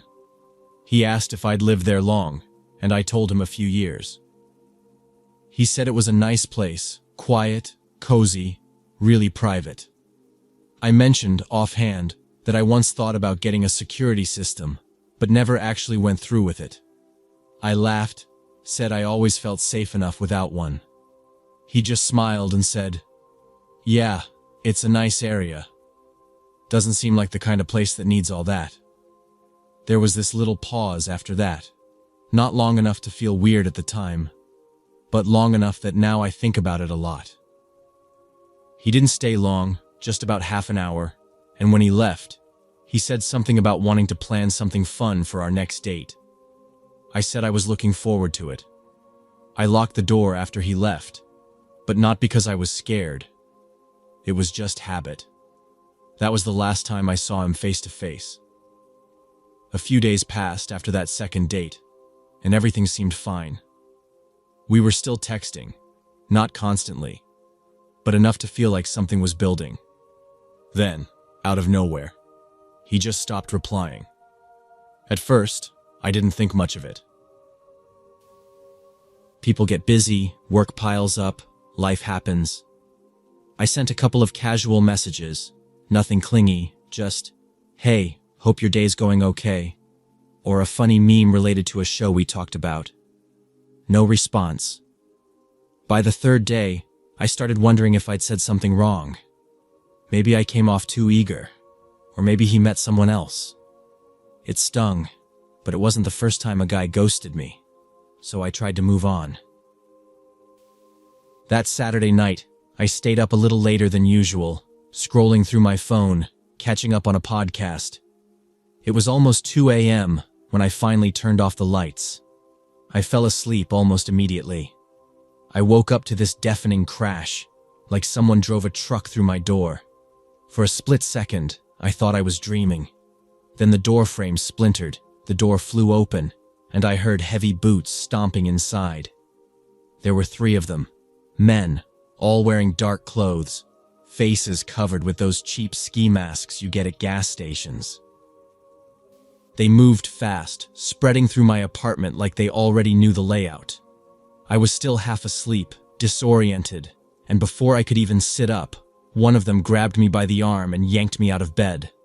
I screamed, but one of them clamped a gloved hand over my mouth, shoving me against the wall so hard my head bounced off the drywall. They weren't saying much, just short commands to each other. Check the bedroom, get the bag, things like that. But then I heard his voice. It was him. He wasn't wearing a mask. He stood back near the door, watching. The guy I'd had dinner with. The guy who asked about my books, my dog, my alarm system. He wasn't smiling or acting like this was some misunderstanding. He was calm, in control, giving orders while the others tore apart my place. They flipped over the couch cushions, pulled drawers out, dumped them onto the floor. One guy kicked over my bookshelf, books crashing everywhere. Another went straight for my bedroom closet, yanking down clothes, tossing shoes across the room. They were looking for something. I kept trying to scream, but the hand over my mouth just pushed harder, fingers digging into my jaw. The guy holding me growled, "Shut up," and shoved me to the floor. My knee hit something sharp, maybe a broken picture frame, and I could feel the sting right away. I looked at him, the man I'd trusted enough to bring into my home. His eyes flicked to me for half a second, but there was nothing there. No hesitation, no regret. "Where's the cash?" one of them demanded. "Where do you keep the jewelry?" I stammered something about not having much, just some money in my purse and a cheap necklace from my mom. That just pissed them off. One of them kicked me in the stomach. Not full force, but hard enough to knock the wind out of me. I curled up, gasping, trying to pull myself under the coffee table. but they dragged me back out. They tore through every drawer, dumped my makeup bag in the sink, even slashed open my couch cushions with a box cutter, like I was hiding gold inside. Every time they didn't find what they were looking for, they got angrier. One of them, the biggest guy, grabbed me by the hair and slammed me against the wall. "You're lying," he said, his breath hot against my face. "Where's the safe?" "I don't have a safe," I croaked. "Please, I don't have anything." The man I dated, he just stood there, arms crossed, watching like I was a problem he'd already solved. Like this wasn't personal to him at all. They found my laptop, my phone, my headphones. One of them stuffed them into a gym bag, along with a few random pieces of jewelry from my nightstand. It wasn't enough for them. The guy holding me muttered something about wasting time, and then his knee slammed into my side so hard I felt something crack. I blacked out for a few seconds, came back to the sound of drawers being dumped and the men shouting at each other. The last thing I remember before everything went dark was him, my date, leaning down close to me. Not saying anything, just looking at me like I was a piece of furniture that got in the way. Then he turned and walked out, leaving the others to finish the job. I woke up on the floor, the room spinning, my mouth full of blood. My neighbor was standing over me, talking to 911 on her phone, her face pale. I couldn't move my legs. I couldn't even feel them. The paramedics came, the police asked their questions, but it was all a blur. They took everything, my electronics, my jewelry, my cash. But they also took something I didn't even realize I had, my sense of safety, my belief that I could trust my own instincts. The hospital was where they told me the damage was permanent. Spinal cord injury, they said.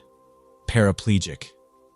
I spent days crying, not just from the pain, but from the sheer stupidity of it all. I invited him in.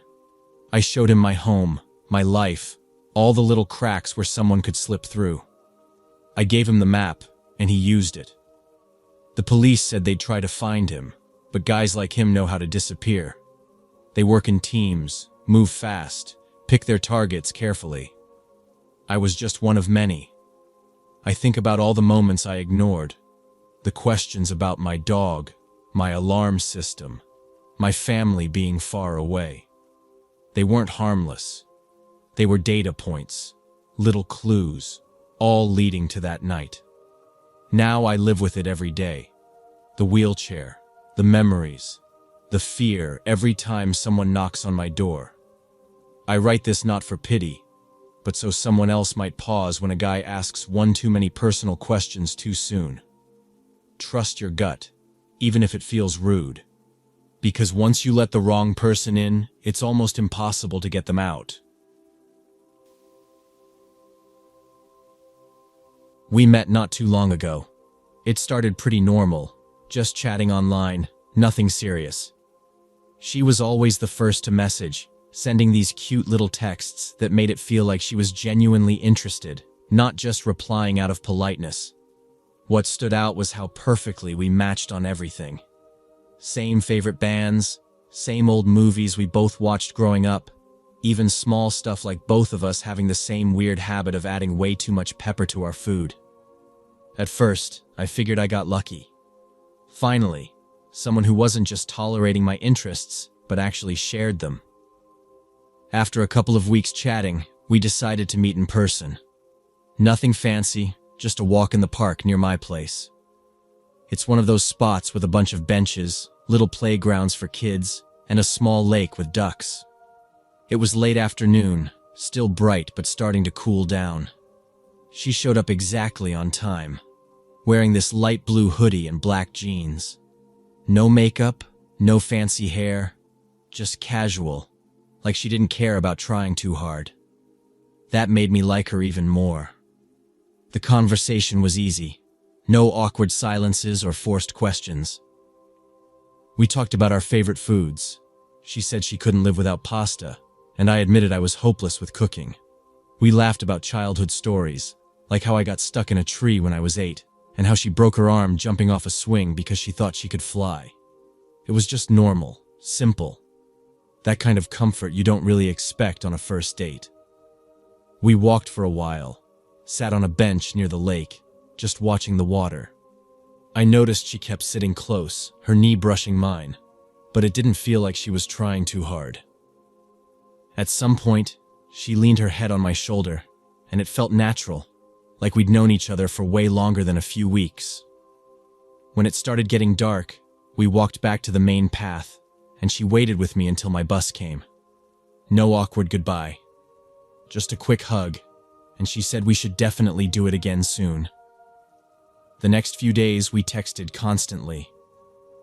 She always replied fast, and even if the conversation was just random stuff like complaining about work or sharing stupid memes, I caught myself smiling at my phone way more than usual. It felt easy, like I didn't have to try to impress her. She was already into me, and I didn't have to pretend to be cooler or smarter than I really was.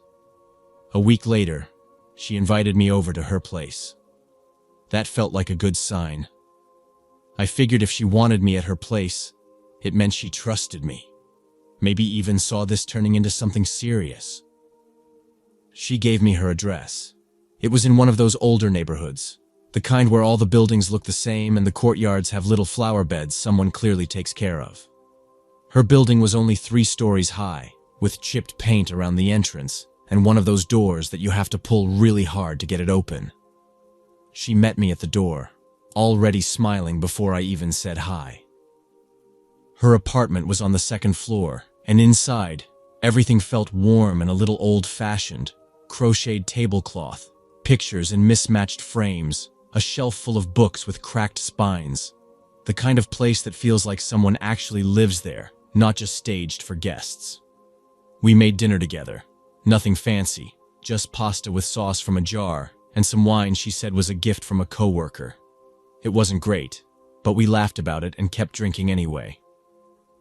After dinner, we moved to the couch, picking a random movie neither of us had seen before. I don't even remember what it was because we kept talking through most of it. Her legs stretched over my lap, her head resting on my arm. It felt so easy, so normal, that I completely forgot to be cautious. Usually I'm careful when I'm at someone else's place, especially someone I don't know that well. But with her, I didn't think twice about leaving my phone on the table or using the bathroom without locking the door. It felt like we already crossed that invisible line where things stop being polite and start feeling real. I must have dozed off at some point, because the next thing I remember was a sharp knocking sound. It was past midnight, the apartment dark except for the soft glow from the TV. I sat up, confused, but she was already walking toward the door like she'd been expecting it. There was no hesitation, no checking the peephole or asking who it was. She just turned the lock and opened the door. She opened the door, and 3 people pushed inside so fast I barely had time to process what was happening. 2 men, 1 woman, all of them wearing masks. Not ski masks or anything dramatic, just those plain black fabric ones, like the kind you see people wearing during flu season. They didn't yell or scream, but the tension hit instantly. One of the men shoved me back onto the couch so hard my head snapped back against the wall. "Where's the money?" the taller guy asked, his voice low and flat. Not angry, just businesslike. I froze. "What money?" "I don't have any." "I didn't bring anything," I said, my voice coming out shaky even though I was trying to stay calm. The girl I thought I knew, the one who spent weeks texting me like we were a perfect match, just stood there, leaning against the wall with her arms crossed. She wasn't shocked, she wasn't scared, she was smirking, like this was all some inside joke and I was the punchline. "Search him," she said, casual like she was asking someone to pass the salt. They yanked me off the couch and started going through my pockets, pulling out my phone, wallet, even my keys. One of them found my bank card and held it up. "PIN," he said, giving me a quick slap across the face. Not hard enough to hurt much, just enough to make it clear this wasn't a negotiation. I'm broke, I said, which was mostly true. There's like $40 in there.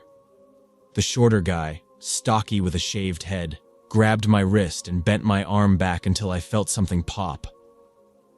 The pain shot straight up my shoulder, and I yelled before I could stop myself. "Pin," he said again. I gave it to them. I wasn't going to fight over a bank account with nothing in it. But they didn't stop there. They kept asking where the rest was, where I was hiding the cash, where the drugs were, who else knew I was there. None of it made sense. I told them I didn't have anything. I wasn't hiding anything. But they didn't believe me. The girl, my date, just stood there, watching, like she was bored. Occasionally, she'd toss out little comments like, "Check his shoes," or "Maybe it's in his jacket," like this was some scavenger hunt and I was the prize. When they didn't find anything useful, they got frustrated fast. One of the men hit me in the stomach with the side of his boot, knocking the air out of me. The other grabbed me by the collar and slammed me against the wall so hard I felt the drywall crack behind me. My legs gave out, but they didn't let me drop. They held me up just enough to keep hitting me. It wasn't some big dramatic beating. No screaming or threats, just this cold, mechanical violence like they'd done this a dozen times before and didn't need to waste energy. They worked their way up, from my ribs to my face, methodical, no wasted movement.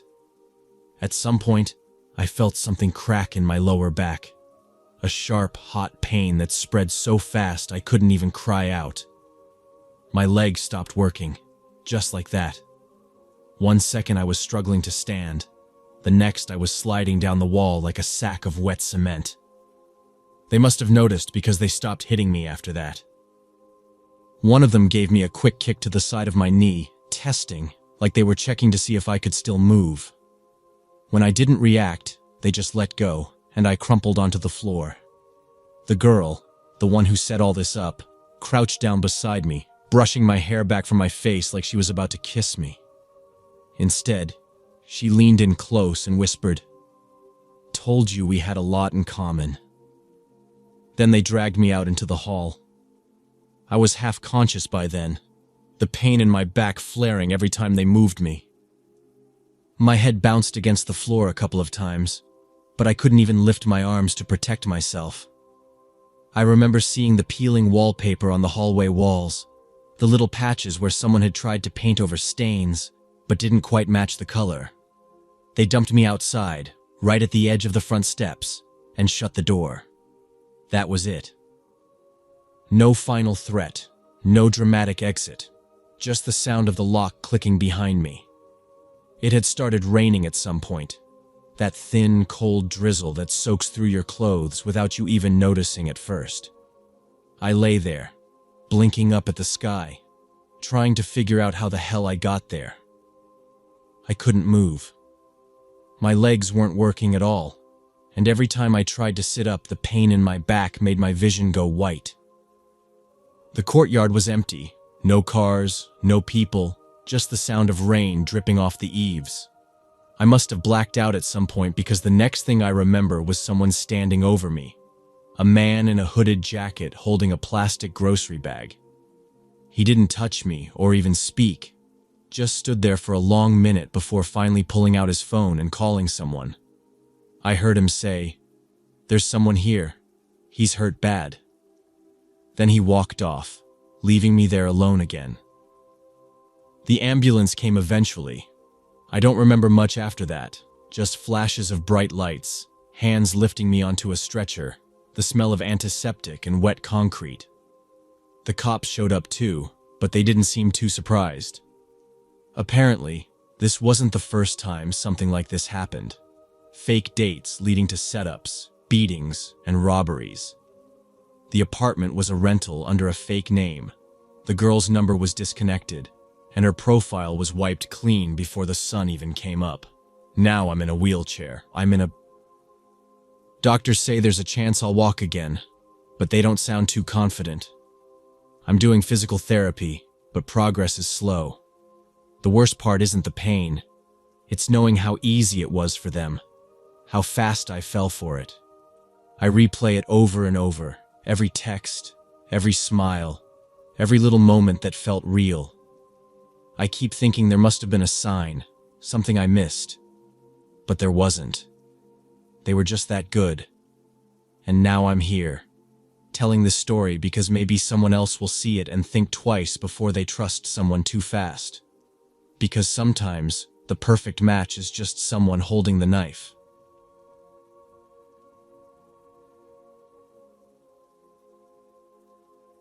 That evening, we agreed to meet after work and walk through the park where a small street band was playing, and they were selling hot chocolate from a little stand near the entrance. I'd only known him for a couple weeks, but he already felt solid.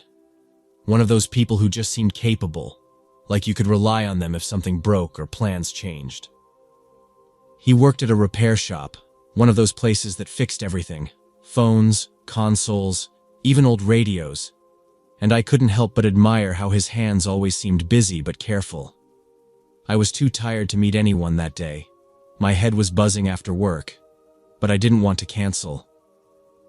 We picked a park near the center, one with paved paths lined with old street lamps and benches that were actually clean, not covered in graffiti or trash. It was the kind of place where people walked their dogs and couples sat with takeaway coffee cups, where you could hear footsteps but still feel like you had some space. He was already waiting when I got there, leaning against the rail by the gate, one hand in his pocket, the other holding a small paper bag with something inside. He didn't say what it was, just smiled and told me it was for later, and I didn't ask. The air was damp, like it had rained earlier, but the sky was clear enough now, and there were just enough people around to make it feel safe but not crowded. We started walking, slow at first, just talking about nothing, like what snacks were worth trying from the stand and how one of the band members was definitely out of tune. He talked about a customer who brought in a laptop that had been run over by a car, and I told him about my coworker who somehow locked herself inside her own office. It was all easy conversation, nothing serious, just the kind of talk you have when you're still getting to know someone but don't want to leave too much silence. After a while, we drifted off the main path, past a row of benches where two older women were drinking from thermoses, their heads bent close together like they were sharing secrets. The light was dimmer here, the lamps spaced further apart, but the path was still paved, still neat. The music from the band faded behind us, replaced by the sound of our shoes scuffing against the gravel and the faint creak of tree branches overhead. A few people passed us going the other way, a jogger with earbuds in, a man with a tiny dog wearing a jacket, a woman pushing a stroller even though it was already getting dark. It was after the stroller passed that he suggested we go further in, past the small pond where the ducks usually gathered. "It's quieter there," he said, and I didn't really mind. I liked that part of the park too. Less light, fewer people, but still part of the park. We weren't cutting through the woods or anything. I was tired though, so I pulled my headphones from my bag and slipped one in. He looked over when I did, not upset, just amused. "You should listen to the night," he said. "It's nicer when you hear everything."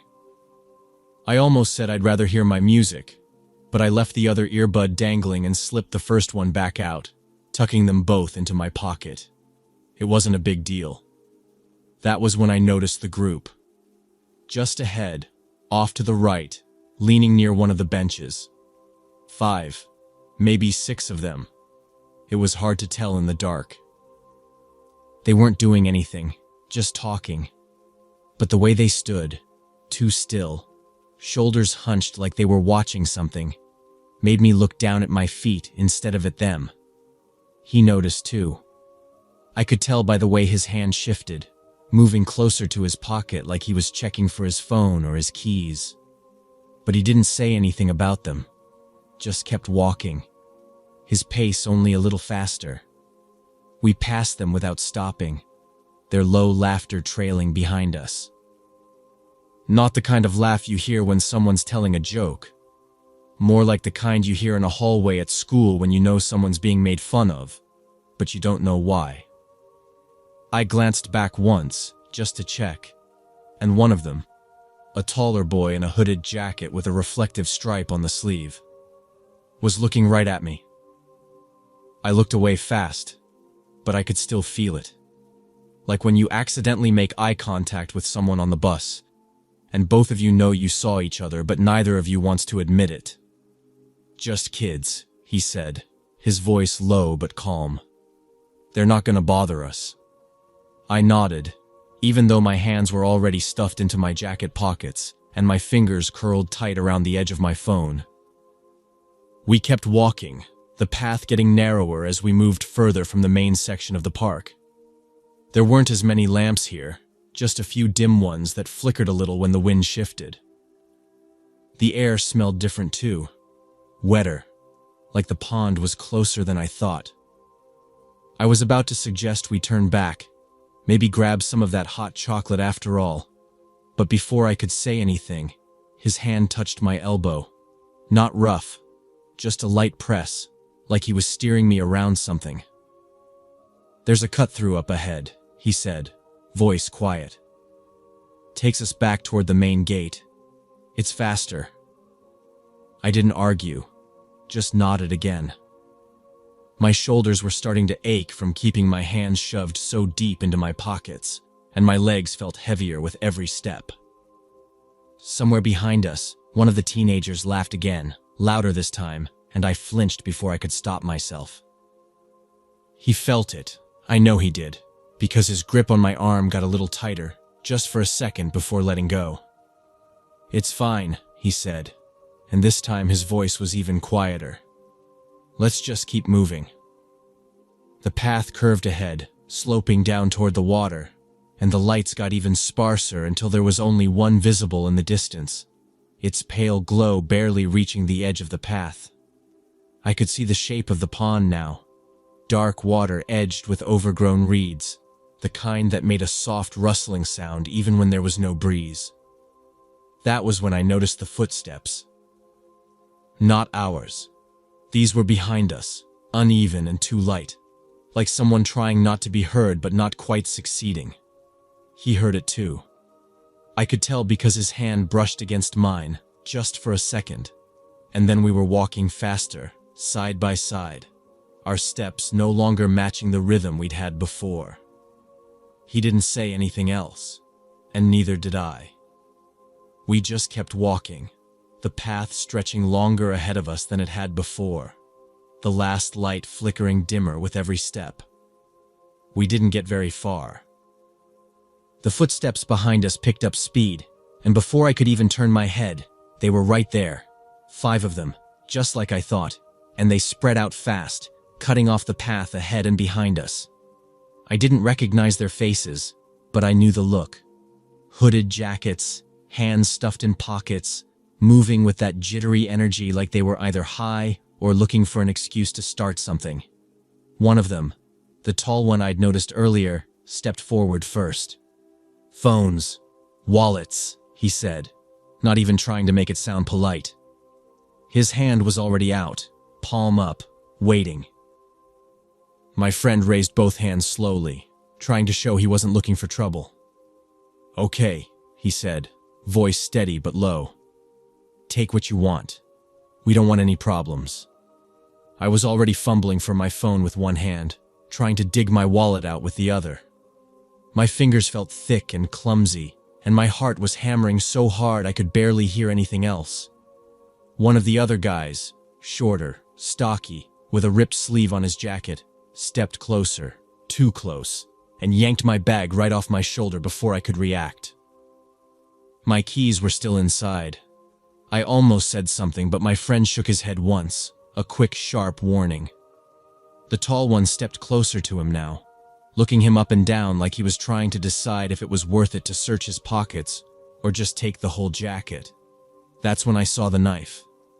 Not big, not shiny, just a short blade, almost like a box cutter, held low at his side. "Take it easy," my friend said again. But the tall one didn't answer. It all happened fast after that. One of them shoved him, hard, and he stumbled back a step but didn't fall. When he straightened up, He tried to talk again. I think he was still trying to calm them down, to say something that would make them just take the stuff and leave. But the stocky one lunged, and the knife flashed, quick and low, right into his side. At first, I didn't even understand what happened. My brain couldn't catch up. I saw my friend jerk back, one hand clutching his side, and I thought maybe they punched him. But then his fingers came away dark and wet, and I realized it wasn't a punch. I screamed, not on purpose. It just came out, sharp and too loud in the quiet park. The stocky one panicked and shoved him again, and my friend went down hard on one knee, one hand on the ground, the other pressed to his side. "Shut her up," someone muttered. I don't even know which one. And then they were running, all of them, scattering into the dark like they'd practiced it. I dropped down next to him, hands shaking, pressing both palms against his side even though I didn't know what I was doing. There was so much blood, warm and sticky, soaking through his jacket and my fingers. His breath came in short, ragged bursts, and his eyes were wide, too wide, like he was trying to stay awake just by force of will. "It's okay, you're okay," I kept saying, over and over, even though it was obvious he wasn't. "Hold on. Please, just hold on." His mouth moved, but I couldn't hear what he was saying. His lips were pale, and the skin around his mouth was already going gray. I fumbled for my phone, forgetting they'd taken it, and when I realized it was gone, I nearly lost it. I started yelling, screaming for help, twisting around to look up and down the path, but there was no one. No lights, no footsteps, just the empty dark and the sound of his breathing getting thinner and thinner under my hands. I tried to press harder, like I could force the blood back into his body if I just held tight enough. I could feel his ribs under my palms, the shallow rise and fall slowing with every second. "Stay with me," I said, even though I knew he couldn't. "Stay awake. Please. Just stay awake." His fingers curled weakly around my wrist, just for a second, and then his hand dropped, limp against the gravel. I don't know how long I knelt there, hands slippery and red, before I saw the light.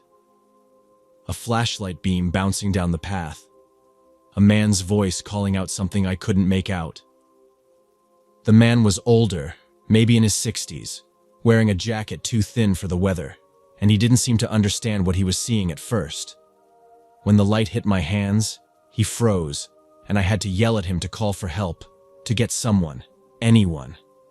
He fumbled for his phone, his fingers shaking so badly it took him 3 tries to unlock it.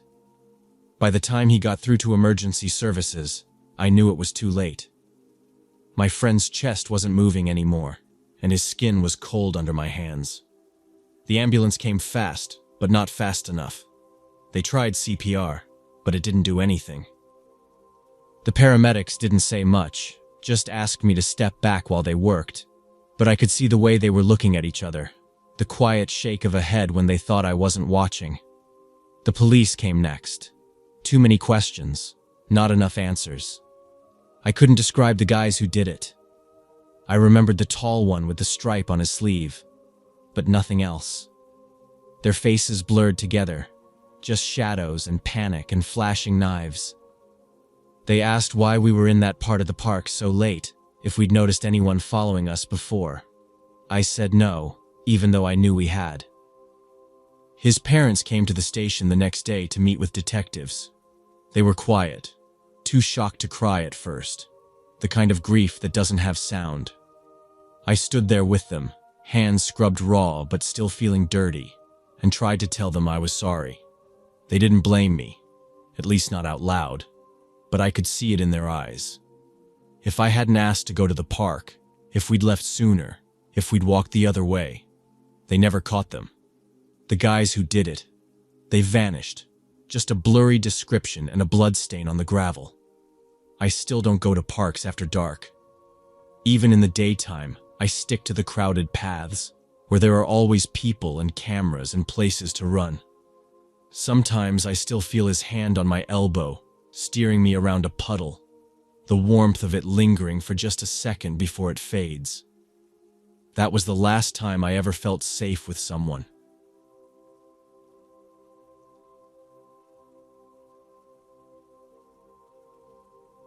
My brother was always too trusting, especially when it came to people he met online. He was never good at talking to strangers in person, so the internet made it easier for him. Most of the time, he kept to himself, spent his evenings in his room, headphones on, either gaming or scrolling through forums. A few months ago, he told me he'd started talking to someone, a girl. He said it casually at first, like it wasn't a big deal, but I could tell he was excited. It had been years since he talked about anyone like that. At first, it sounded harmless enough. They were just chatting, talking about random stuff, music, movies, some anime they both liked. I didn't think much of it until I realized how much time he was spending on his phone. Every time I passed by his room, he was either texting or waiting for a reply. He'd put his phone down when I came in, like he didn't want me to see, but I could tell by the way he'd smile at the screen that he was hooked. He told me she was different. That's what he kept saying. She understood him. She listened when he talked about how lonely he felt, how hard it was to make friends, how sometimes he felt invisible when he left the house. He'd never really been able to talk about that stuff before, not even with me, so I was surprised he was telling her all this after only a few weeks. I told him to be careful. People online aren't always who they say they are, and the more you give away, the more they have on you. He just shrugged and said, I didn't get it. That I didn't understand how rare it was to find someone who made you feel seen. The more he talked to her, the more closed off he became with me. I'd ask basic questions, like where she lived, what she did for work, and he'd just say, she's private, but that's okay. I respect that. I knew better than to push too hard, but something felt off. There were times he'd lock his door for hours, barely come out to eat, then suddenly emerge in a great mood, like whatever they talked about made all the stress disappear. I didn't like it, but he was an adult, and it wasn't really my place to police his conversations. It was about a month in when he mentioned the first photo. Not even directly to me. He kind of let it slip when we were talking about something else. Apparently, she'd asked him to send a picture so she could see the real him. He made it sound innocent, like it was just a casual selfie. But the way he said it, I knew there was more. I told him again to be careful, and he laughed it off. It's not like that, he said. She's not like that. I stopped bringing it up after that.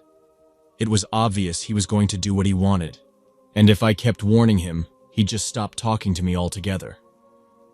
So I backed off, hoping it would fizzle out on its own like most online flings do. But it didn't. It got worse. They started exchanging pictures more regularly. At first, it was stuff like outfits of the day, random selfies, food pics, normal couple stuff, I guess. But then it escalated. He admitted to me, almost proudly, that they'd started sending each other more personal photos. He said it like it was some huge milestone, like this was proof she really cared about him. She's comfortable with me, he said. She trusts me. I asked if he trusted her. He hesitated just long enough to make me nervous. Then he said yes, but not as confidently as I would have liked. I asked if he'd ever thought about what could happen if those pictures got out. He just gave me a half smile and said, "That's not gonna happen. We respect each other." Like respect ever stops someone from doing something horrible. He said she sent pictures too, that it wasn't one-sided. That made him feel safer, I guess. Like it was some kind of insurance. She's got just as much to lose as I do, he said. I didn't buy that for a second. The whole thing felt off, but I couldn't force him to see it. He was too far gone, too caught up in the attention she gave him. After years of feeling invisible, she made him feel important, and nothing I said could compete with that. The last time I brought it up, He got annoyed, told me I was paranoid, and said I needed to get over it. So I did. I stopped asking, stopped warning him, stopped trying to convince him that people online aren't always what they seem. I figured it was his life, his risk to take, and for a while it seemed like things were fine. He was happy, or at least happier than I'd seen him in a long time. He was always on his phone, always waiting for the next message. It was like an addiction. But at least he was smiling. Then, one night, while we were watching TV, he put his phone down and said, "She asked for one more picture." "Just one more," he said. The way he said it made me uneasy. It wasn't like before, when he was excited to show her who he really was. This was different. Quieter. Almost like he was trying to convince himself. I asked if he was sure, and he nodded. "It's fine," he said. "She's not going to do anything with it." I didn't push. I just sat there while he picked up his phone and walked into his room, shutting the door behind him. I could hear him moving around, drawers opening, his chair creaking as he sat down. A few minutes later, he came back out, looking almost relieved. "All done," he said. "It's no big deal." But I couldn't shake the feeling that something had shifted. Like the whole thing had crossed some invisible line, and neither of us realized it until we were already too far past it to turn back. I didn't say anything. I just nodded and went back to watching TV, while he sat next to me, phone in hand, waiting for her reply. It wasn't even a week later when I noticed something was wrong. My brother was usually glued to his phone, always checking for her messages, but now he barely looked at it. When I asked if everything was okay, he just said he was tired. That was the first lie. He started spending more time at my place, bringing a backpack with random stuff. His charger, a change of clothes, even his toothbrush. He said his building was dealing with some plumbing issue, but I knew that wasn't true because I passed his apartment complex on the way to work, and everything looked fine. He was avoiding his place, but I didn't know why. The first real sign something was seriously wrong came late one night.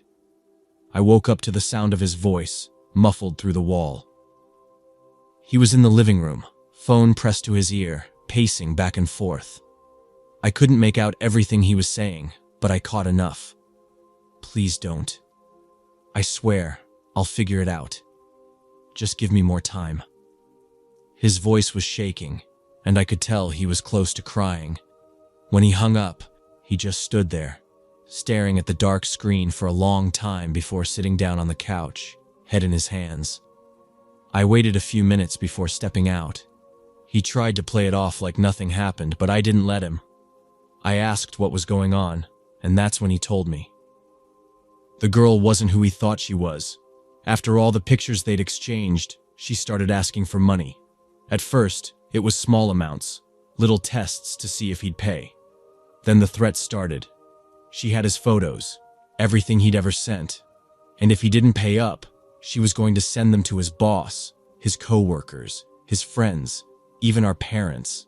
He showed me screenshots of the emails she'd drafted, ready to go, with all the photos attached. She'd found their contact info somehow, probably from his social media, and she wasn't bluffing. The emails were fully addressed, just waiting for him to fail. He was terrified. He kept saying it was his fault, that he was stupid, that he should have known better. I told him we had to go to the police, but he shook his head so hard I thought he'd snap his neck. "They'll make it worse," he said. "They'll think I'm a freak. Everyone will know." He was trapped. In his mind, there was no way out except to pay her off. So that's what he tried to do. He drained his savings first, then started borrowing money wherever he could.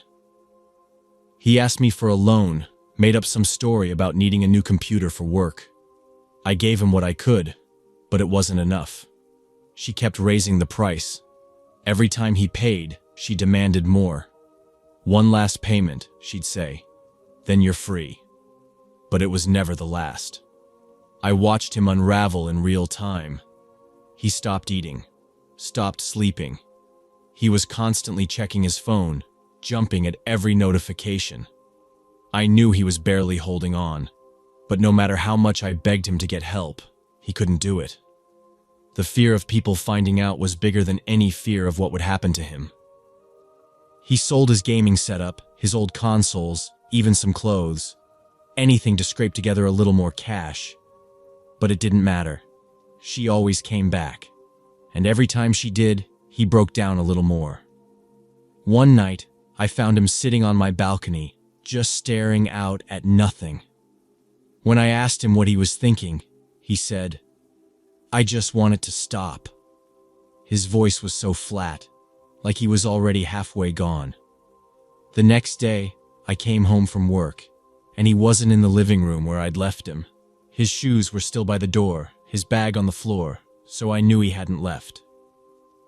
The bathroom door was closed, and when I knocked, there was no answer. I tried again, louder. Nothing. When I opened the door, he was there, slumped against the tub, his skin pale and his lips blue. The empty pill bottle was on the floor beside him, and his phone was in his hand, screen still glowing with the last message he'd sent her. "I can't do this anymore. You win." The rest of that night is a blur. The paramedics, the police, the questions I couldn't answer. They took his phone as evidence, but by the time they traced anything back, the account was gone. Deleted. Like she never existed. I sat on his bed that night, staring at the empty space where he used to sleep, and all I could think about was how small that space was. How he spent his whole life feeling small, invisible, and when someone finally saw him, they destroyed him with it. The investigation went nowhere. They said it was probably a scammer from overseas, some professional operation that targets lonely people online. There were too many layers, too many fake accounts, too many dead ends. It was just another case file in a system full of them. I keep writing this out, over and over, trying to make sense of how someone's life can fall apart so fast. From a message, to a photo, to a blackmail note, to a funeral, all because he trusted the wrong person. I don't know why I'm posting this here. Maybe because I want someone to read it and realize how easily it can happen. Maybe because I'm scared that if I don't write it down, it'll start to feel like it wasn't real. Like my brother wasn't real. But he was. And now he's gone.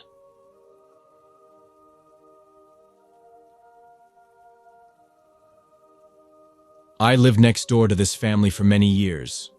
The house belonged to their parents before, and after they passed, the brother and sister inherited it. They were pretty normal at first glance, nothing really strange about them. The sister was quiet, always polite when we ran into each other in the hall or outside. The brother was different.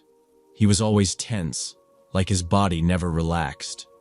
I could hear him through the walls sometimes, yelling into his phone, slamming doors, pacing back and forth. A lot of the time, it sounded like he was arguing with someone, but I could never tell if it was friends, family, or maybe someone he owed money to. It was just this constant background noise I got used to. Even though the brother was loud, the sister always stayed calm. She kept her head down, took the trash out, watered the plants on their balcony. Nothing out of the ordinary. But you could sense it. Something wasn't right in that apartment. There was this undercurrent of tension, like the air inside was thicker than everywhere else. Sometimes you could hear them arguing, their voices muffled through the wall, the sister trying to keep her voice down, the brother not caring who heard. It was hard to tell if it was just normal sibling fights or something worse. I didn't ask. People keep to themselves in this building. One night, I was taking out my trash when I saw someone with them. A young guy, probably in his mid-20s. He was standing by their door, shifting his weight from foot to foot like he wasn't sure if he should be there. When the sister opened the door, though, she smiled, and the guy relaxed a bit. He looked like any other guy you'd meet at a coffee shop or see waiting at a bus stop. Clean jeans, hoodie, polite smile. Nothing off about him. They went inside, and the door shut, and I didn't think much about it. If anything, I remember being surprised at how happy she looked when she saw him. It stood out because she was usually so quiet, so careful. It wasn't my business, though, so I just went back inside. At first, everything was normal. Through the wall, I could hear the soft hum of conversation, the occasional laugh. It was rare to hear laughter from their side, so I noticed it. The guy was telling some story. I couldn't catch all the words, but I remember him saying something about how they met online. He joked about how awkward it was at first, but she seemed to like it. His voice was light, friendly. It sounded like a regular date, two people trying to get comfortable with each other. Then the brother's voice cut through, sharp, like the crack of a whip. It was so loud I could hear every word. "Who the hell is this?" There was a pause, a shuffling sound, like someone stood up too fast. The sister said something back, too quiet for me to catch. Then the brother again, his voice louder. "You let some random guy into our house? Are you out of your mind?" It was impossible not to hear. The guy tried to say something, calm him down, maybe introduce himself properly, but the brother wasn't having it. His voice just kept rising, words spilling out faster and faster, accusing, demanding answers. The sister tried to speak over him, to explain, but her voice was too soft. The brother's anger swallowed hers whole. I sat on my couch, pretending I wasn't listening, but it was impossible not to. It was all right there, pouring through the thin walls. The brother didn't trust him. That much was clear. He kept saying things like, "I don't know who you are," and "You think you can just walk in here?"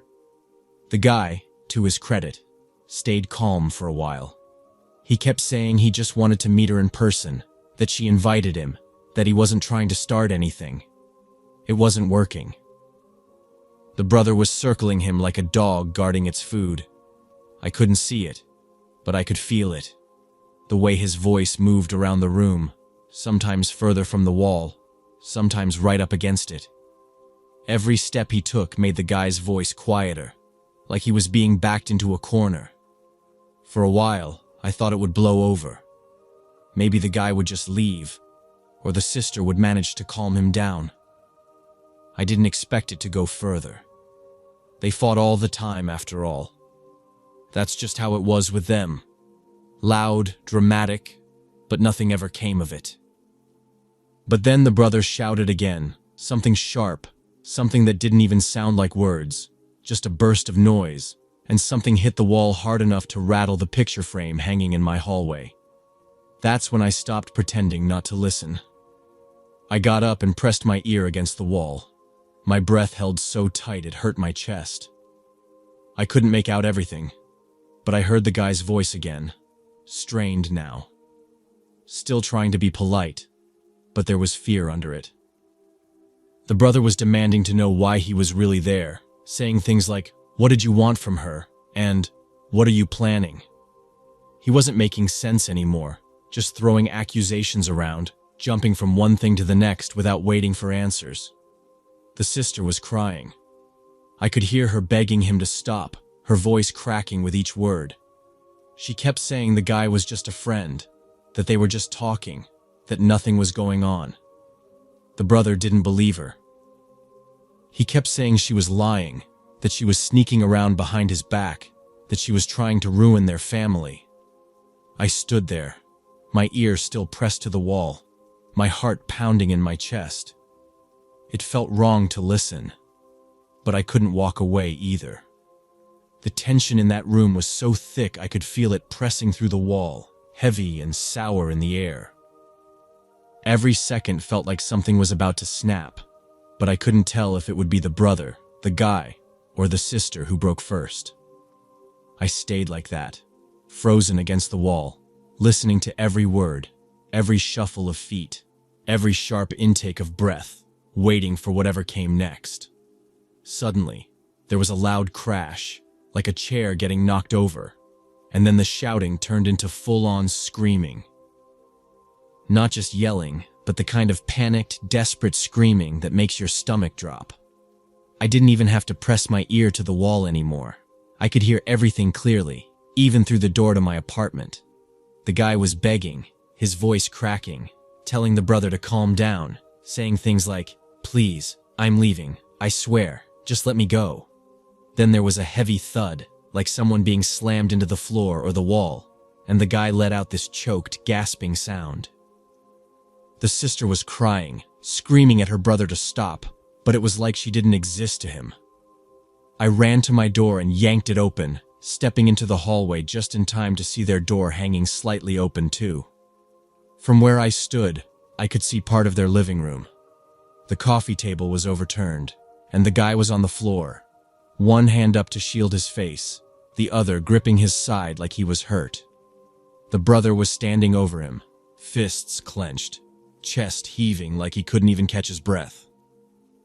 The sister was between them, pulling at her brother's arm, crying so hard she could barely get words out. "Please stop. Please, you're hurting him," she kept saying, over and over. The guy was trying to crawl backward toward the door, but the brother kicked him in the stomach so hard it lifted him off the ground for a second. I don't even remember thinking about it. I just shouted, "I'm calling the police!"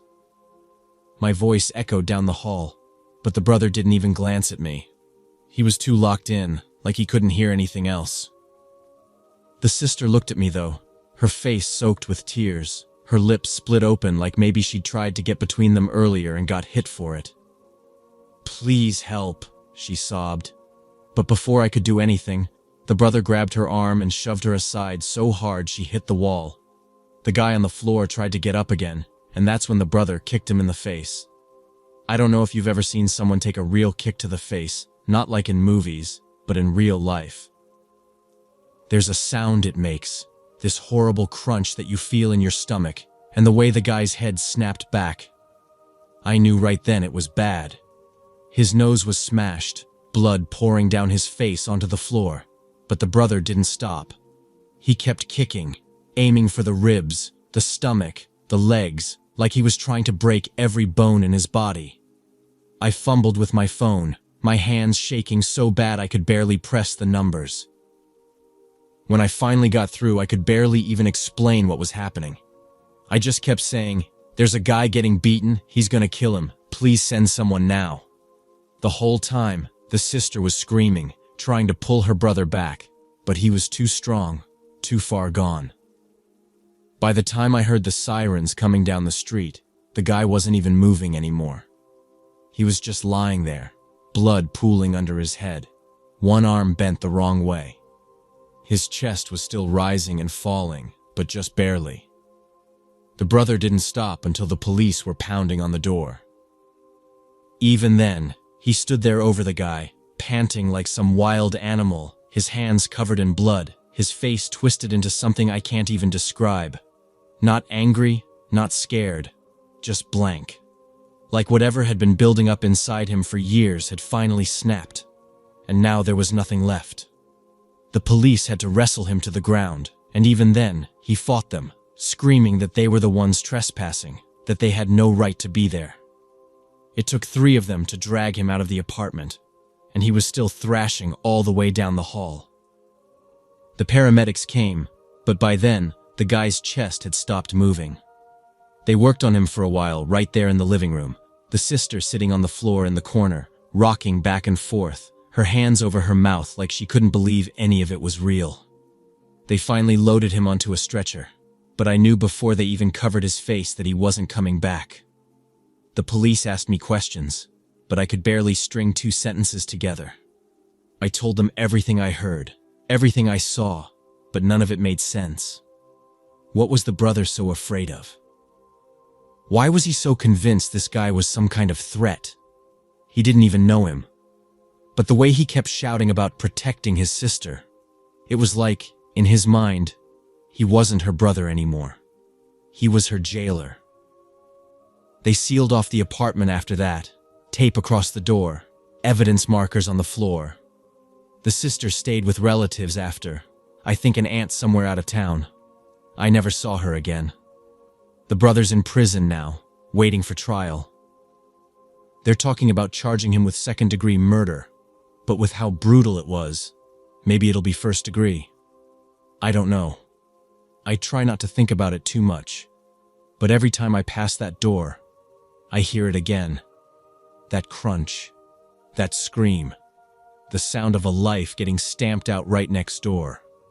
And no matter how loud I play the TV or how much time passes, I still can't shake the feeling that I should have done more. I should have knocked on that door the first time I heard them fight. I should have asked the sister if she needed help. Maybe if I had, that guy wouldn't have walked into that apartment. And maybe he'd still be alive. But I didn't. I just stood there and listened until it was too late. And now all that's left is the silence, and that locked door, and the stain on the carpet no one could ever quite scrub out.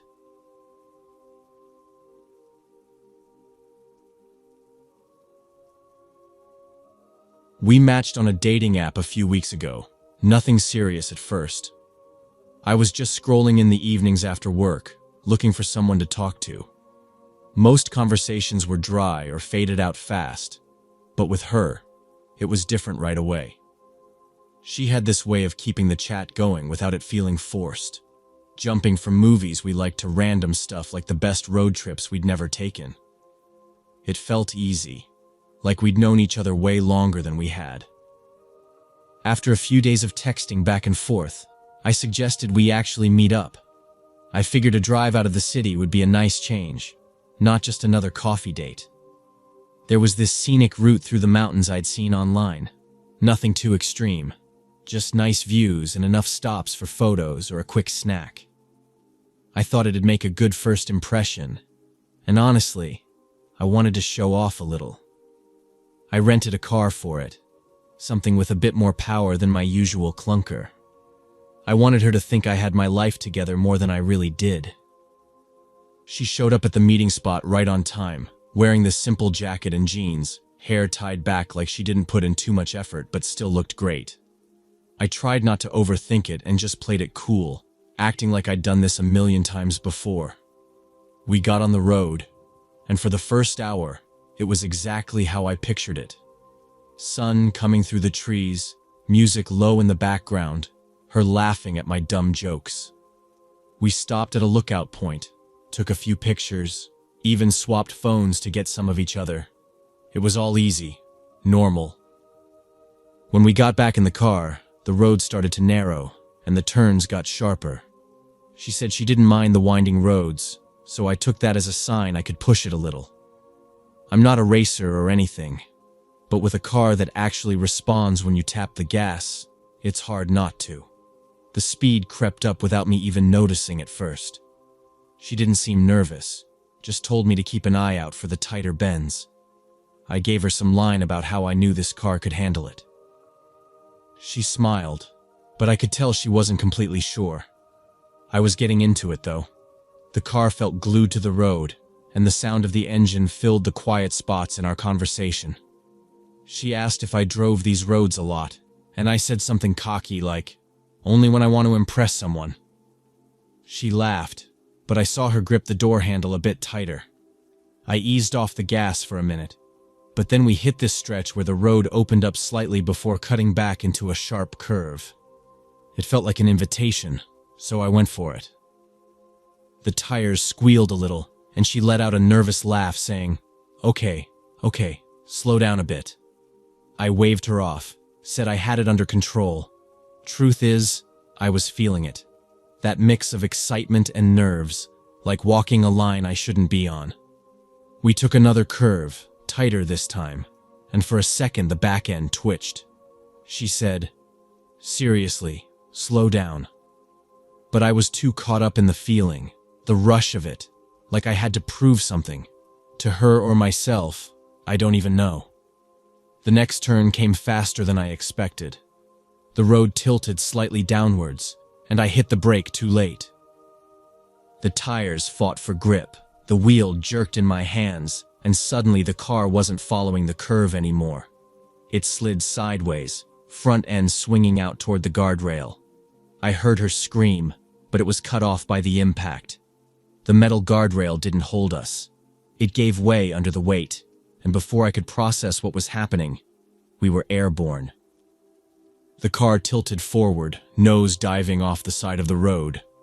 I don't remember if I screamed or just held my breath, but the car hit the slope hard, flipped, and then everything was just noise and motion, metal crunching, glass shattering, her voice mixing with it all. We rolled at least twice, maybe more, the sky and ground switching places so fast my brain couldn't keep up.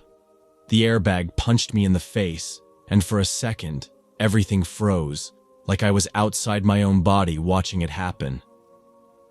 The last thing I remember before the silence was the weight of the car settling upside down, her arm limp against my side, and the smell of dirt and burnt rubber filling the air. When I came to, I couldn't tell how much time had passed. My ears were ringing so bad I thought I was still falling. Everything hurt, but it was a distant kind of pain, like my body hadn't caught up with reality yet. I tried to move my legs, but nothing happened. My seatbelt was cutting into my chest, and when I turned my head, I saw her. She was slumped over, her face turned away from me, hair hanging loose over her shoulder. Her arm was twisted at a weird angle, and there was blood. Not a lot at first glance, but enough to make my stomach flip. I said her name, once, twice, louder each time, but she didn't respond. I reached over, my hand shaking so bad I couldn't get the buckle undone on her seatbelt. It was jammed, or maybe my fingers just weren't working right. I kept calling her name, but nothing. Her chest wasn't moving. I didn't even realize I was crying until my hand slipped off her shoulder, wet with something that wasn't just blood. I tried my door, but it was crushed in, the window cracked but not broken through. The windshield was spiderwebbed all the way across, dirt and leaves pushed up against it where we'd landed. I couldn't see the road, couldn't tell how far we'd fallen. All I knew was that we were off it, far enough that no one would see us from above. At some point, I must have passed out again because the next thing I remember was light cutting through the trees, voices calling out, and the sound of metal being pried apart. Hands grabbed me, too many at once, pulling me out through the shattered passenger window. I tried to tell them to get her first, to check if she was okay, but my mouth wouldn't work right. My legs still weren't moving. They pulled me onto a stretcher, strapped me down, and that's when I saw her again, lying still where they'd left her. One of the rescue guys was shaking his head, saying something into a radio, and I knew. I knew before anyone said the words.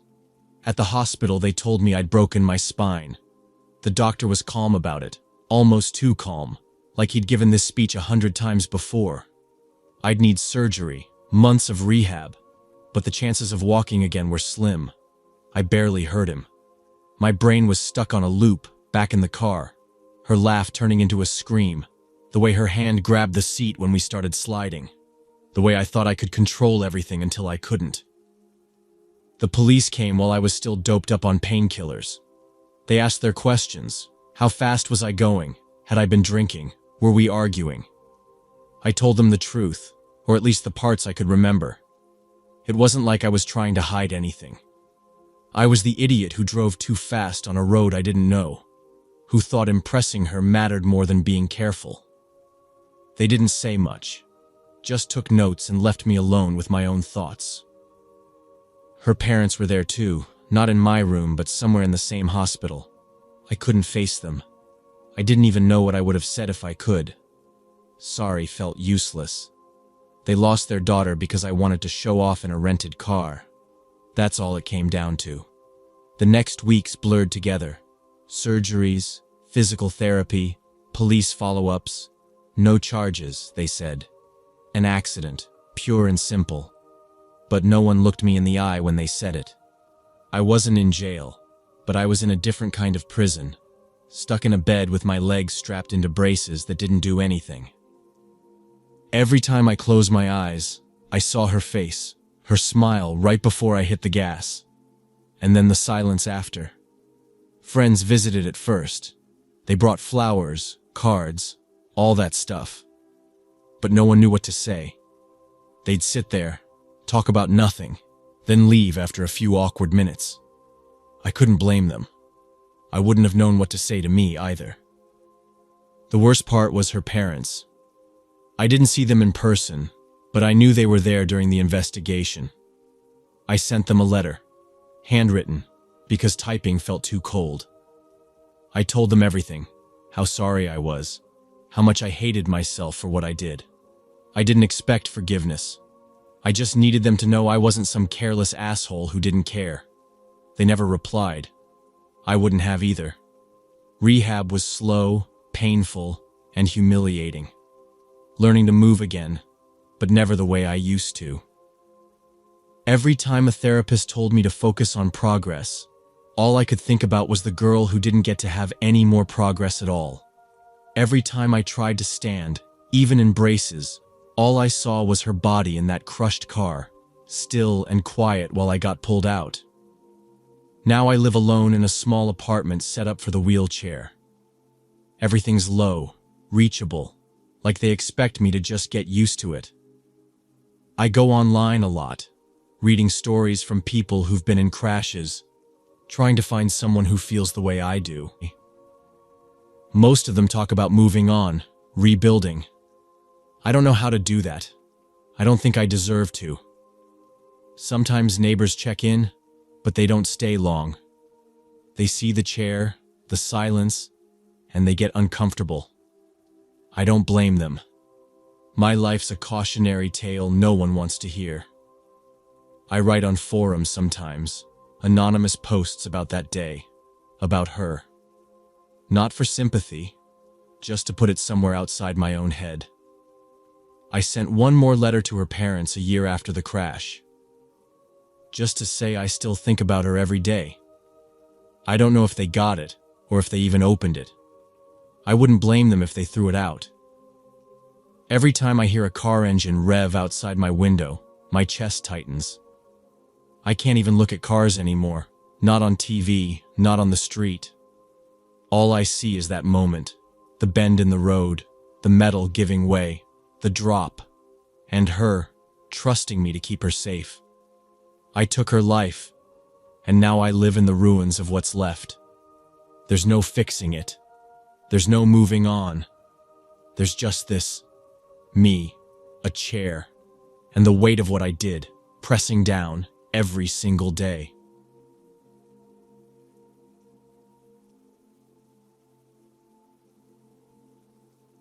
I live in a regular apartment building where most people keep to themselves.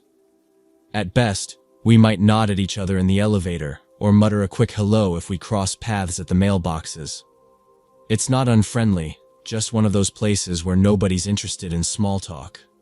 Across the hall from me lives this guy, mid-20s maybe, quiet, never causes any trouble. I wouldn't even know his name if I didn't see it once on a package by accident. Every now and then, I'd bump into him in the hallway, usually late in the evening when I was taking out the trash or coming back from work. The few times we did talk, it was mostly surface stuff. Weather, how bad the elevator smells sometimes, stuff like that. One time, though, he mentioned that he'd been meeting girls on some dating app. He said it like it was no big deal, just something everyone does now. I didn't think much of it. It's pretty normal these days. A week or two after that conversation, I saw him again. But this time, he wasn't alone. He was unlocking his door, and standing next to him was a girl. She looked about his age, maybe younger, dark hair tied back, wearing a jacket that seemed too thin for the weather. She was smiling, laughing at something he said. She seemed relaxed, like they already knew each other pretty well. They went inside, and I heard the door close behind them. It crossed my mind that maybe he finally found someone to stick around, not just some quick app date. Good for him, I thought, and that was it. I didn't really think about it again. That night was quiet, like any other night. Around 3 a.m., I woke up, not sure why at first. It wasn't loud, but I could hear movement in the hallway. Nothing crazy, just footsteps and something scraping, like someone dragging a bag or a box. My first thought was maybe he was helping her leave. Maybe she had an early shift somewhere. I didn't even get out of bed, just rolled over and went back to sleep. Morning came, and I left my place around 8. I wasn't planning to even look across the hall, but the door to his apartment was open. Just a crack, but enough to see something was off. The lock looked busted, the metal around it scratched up like someone forced it. That didn't make sense. Why would he leave the door like that? I pushed it open just a little more, just enough to see inside. The whole living room was trashed. Furniture pushed around, papers and clothes all over the floor.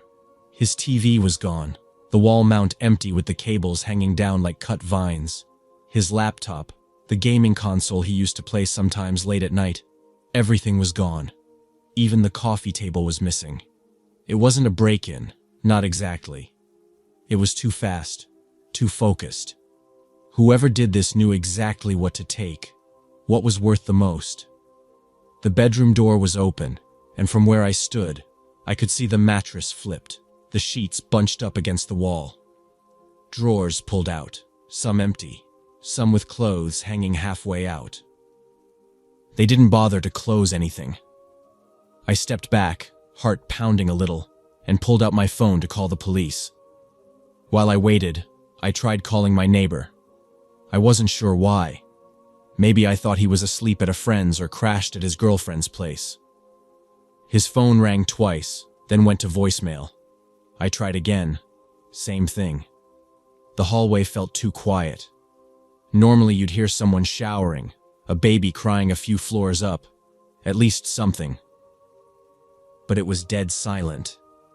I leaned against the wall and kept my eyes on the open door until I saw blue lights flashing through the windows at the end of the hall. The officers came up, 2 of them, one older and tired-looking, the other younger, probably still learning the ropes. They didn't even need me to explain much. One look inside the apartment, and they got the picture. They asked me the usual questions. Did I hear anything? Did I see anyone leave? When was the last time I saw him?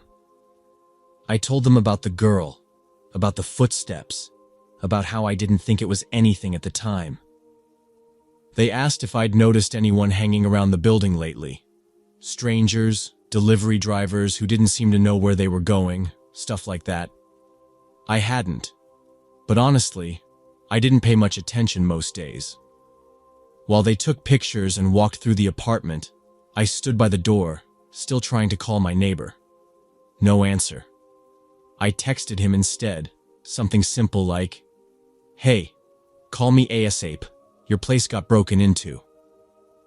The message showed delivered, but no reply.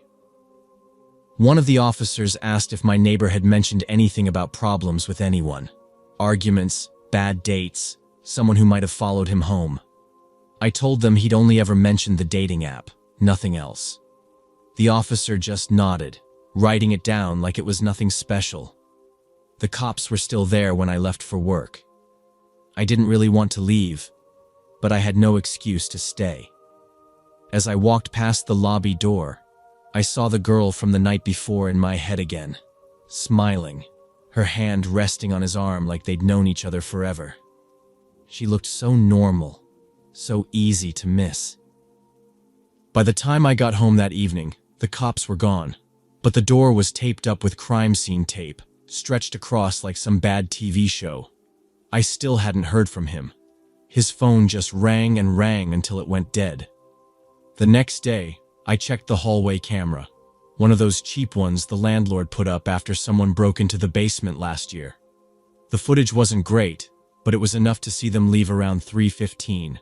My neighbor and the girl, except he wasn't carrying anything, and she was holding his laptop bag in a small duffel. They walked out like they had all the time in the world.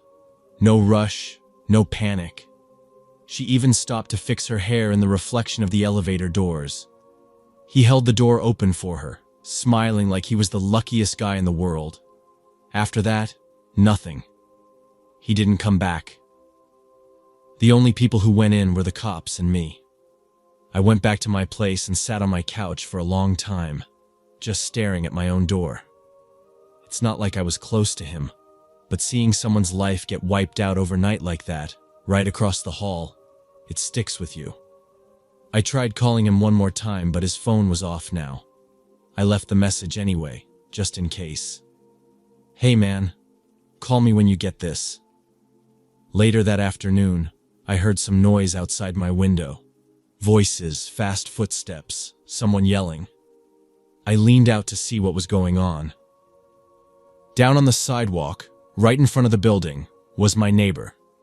He was back. He was in the same clothes he'd left in, except now they were wrinkled and dirty, like he'd been walking around all night. His phone was in his hand, screen lit up, and he was walking fast between the parked cars, looking at the windshields like he was searching for something. His face was tight, jaw clenched, the kind of look you see on people who've passed panic and gone straight into desperation. There were a few other neighbors standing around watching him. Nobody was saying anything, just watching him dart between cars, stopping to peer inside, then moving to the next. I went downstairs to see if I could figure out what was happening. By the time I got outside, one of the older guys from the second floor, Mr. Lysenko, I think, was trying to talk to him. My neighbor wasn't really answering, just muttering to himself and pointing at his phone like he was comparing something. I caught pieces of what he was saying. A license plate number, something about a silver hatchback. Then he broke into a run, heading for the corner of the block. I followed, just out of instinct. He ran up to this little side street where the trash bins are, and there was a car idling there, half hidden behind the dumpsters. It was a silver hatchback. He ran right up to it, slammed his hands down on the hood. "Where is she?" His voice cracked, loud enough that a couple people opened their windows to look down. The driver's side door flew open, and this guy stepped out, mid-30s, buzzed hair, wearing a cheap leather jacket. He didn't even say anything. He just shoved my neighbor back so hard he hit the side of the dumpster. "Get the hell out of here," the guy said, stepping closer. But my neighbor didn't back off. He held up his phone, shaking it in the guy's face. "That's your car. She left with you. Where the hell is my stuff?" That's when the passenger door opened, and the girl, the same girl from last night, got out. She wasn't smiling now. Her face was blank, cold, like someone at the DMV calling the next number. "Get in," she said to the guy. "Now." The guy hesitated, then climbed back into the driver's seat. My neighbor lunged forward, grabbing at the girl's arm, but she yanked free and got back in the car too. The engine revved, tires squealing, and the car shot backward, the rear bumper smashing my neighbor's knee sideways. He hit the ground hard, but somehow he still tried to get up, scrambling to his feet. The car slammed into drive and came straight at him. There wasn't even a pause, no hesitation. They ran him down, right there in front of me, in front of half the building watching from their windows. He bounced off the hood, rolled over the windshield, and hit the pavement face first. The car swerved around him and tore off down the street. A few people ran out of the building. Lysenko, some woman with her hair still in curlers. Someone screamed. I ran to my neighbor, but there was so much blood under him I didn't know where to grab. His eyes were still open, flicking back and forth like he was still trying to find that car. Somebody else must have called an ambulance because the sirens came fast. I just stood there, hands shaking, not knowing what to do. The paramedics got there, flipped him over, and I could see his face, or what was left of it after scraping across the street. They started working on him, tubes, compressions, all of it. But I could tell just by the way they were moving, the way they didn't yell for anyone to clear a path, that it wasn't going to matter. He didn't make it. The police were back, asking questions again. The same questions. But now they had that tone, like they already knew this was going nowhere. The girl's name, her photo, anything I could remember. I didn't even know her name. Neither did anyone else. The app profile my neighbor had showed off was gone, deleted, like she'd never existed. The plate number he had scribbled down didn't match anything registered nearby. The car was stolen. They combed through his apartment again, but it was cleaned out so well there wasn't much left to find. They even checked for fingerprints, but every surface had been wiped down. The police said they'd follow up, but it was clear to everyone they weren't going to catch anyone. It was too fast, too clean. These weren't amateurs. For a few weeks, people in the building were jumpy. Every knock on a door made people freeze. Every delivery driver got side-eyed from the peephole. Even the friendlier neighbors stopped chatting in the hall.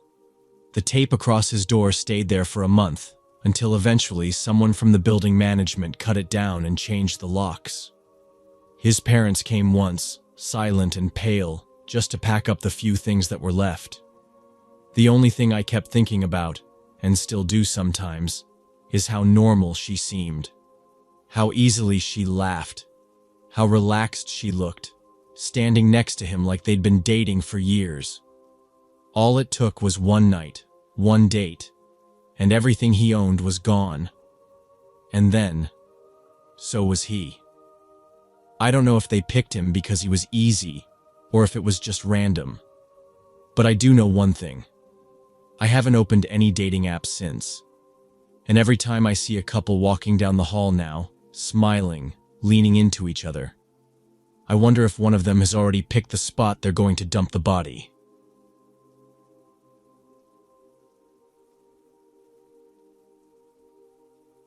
I work as a bartender in a small place.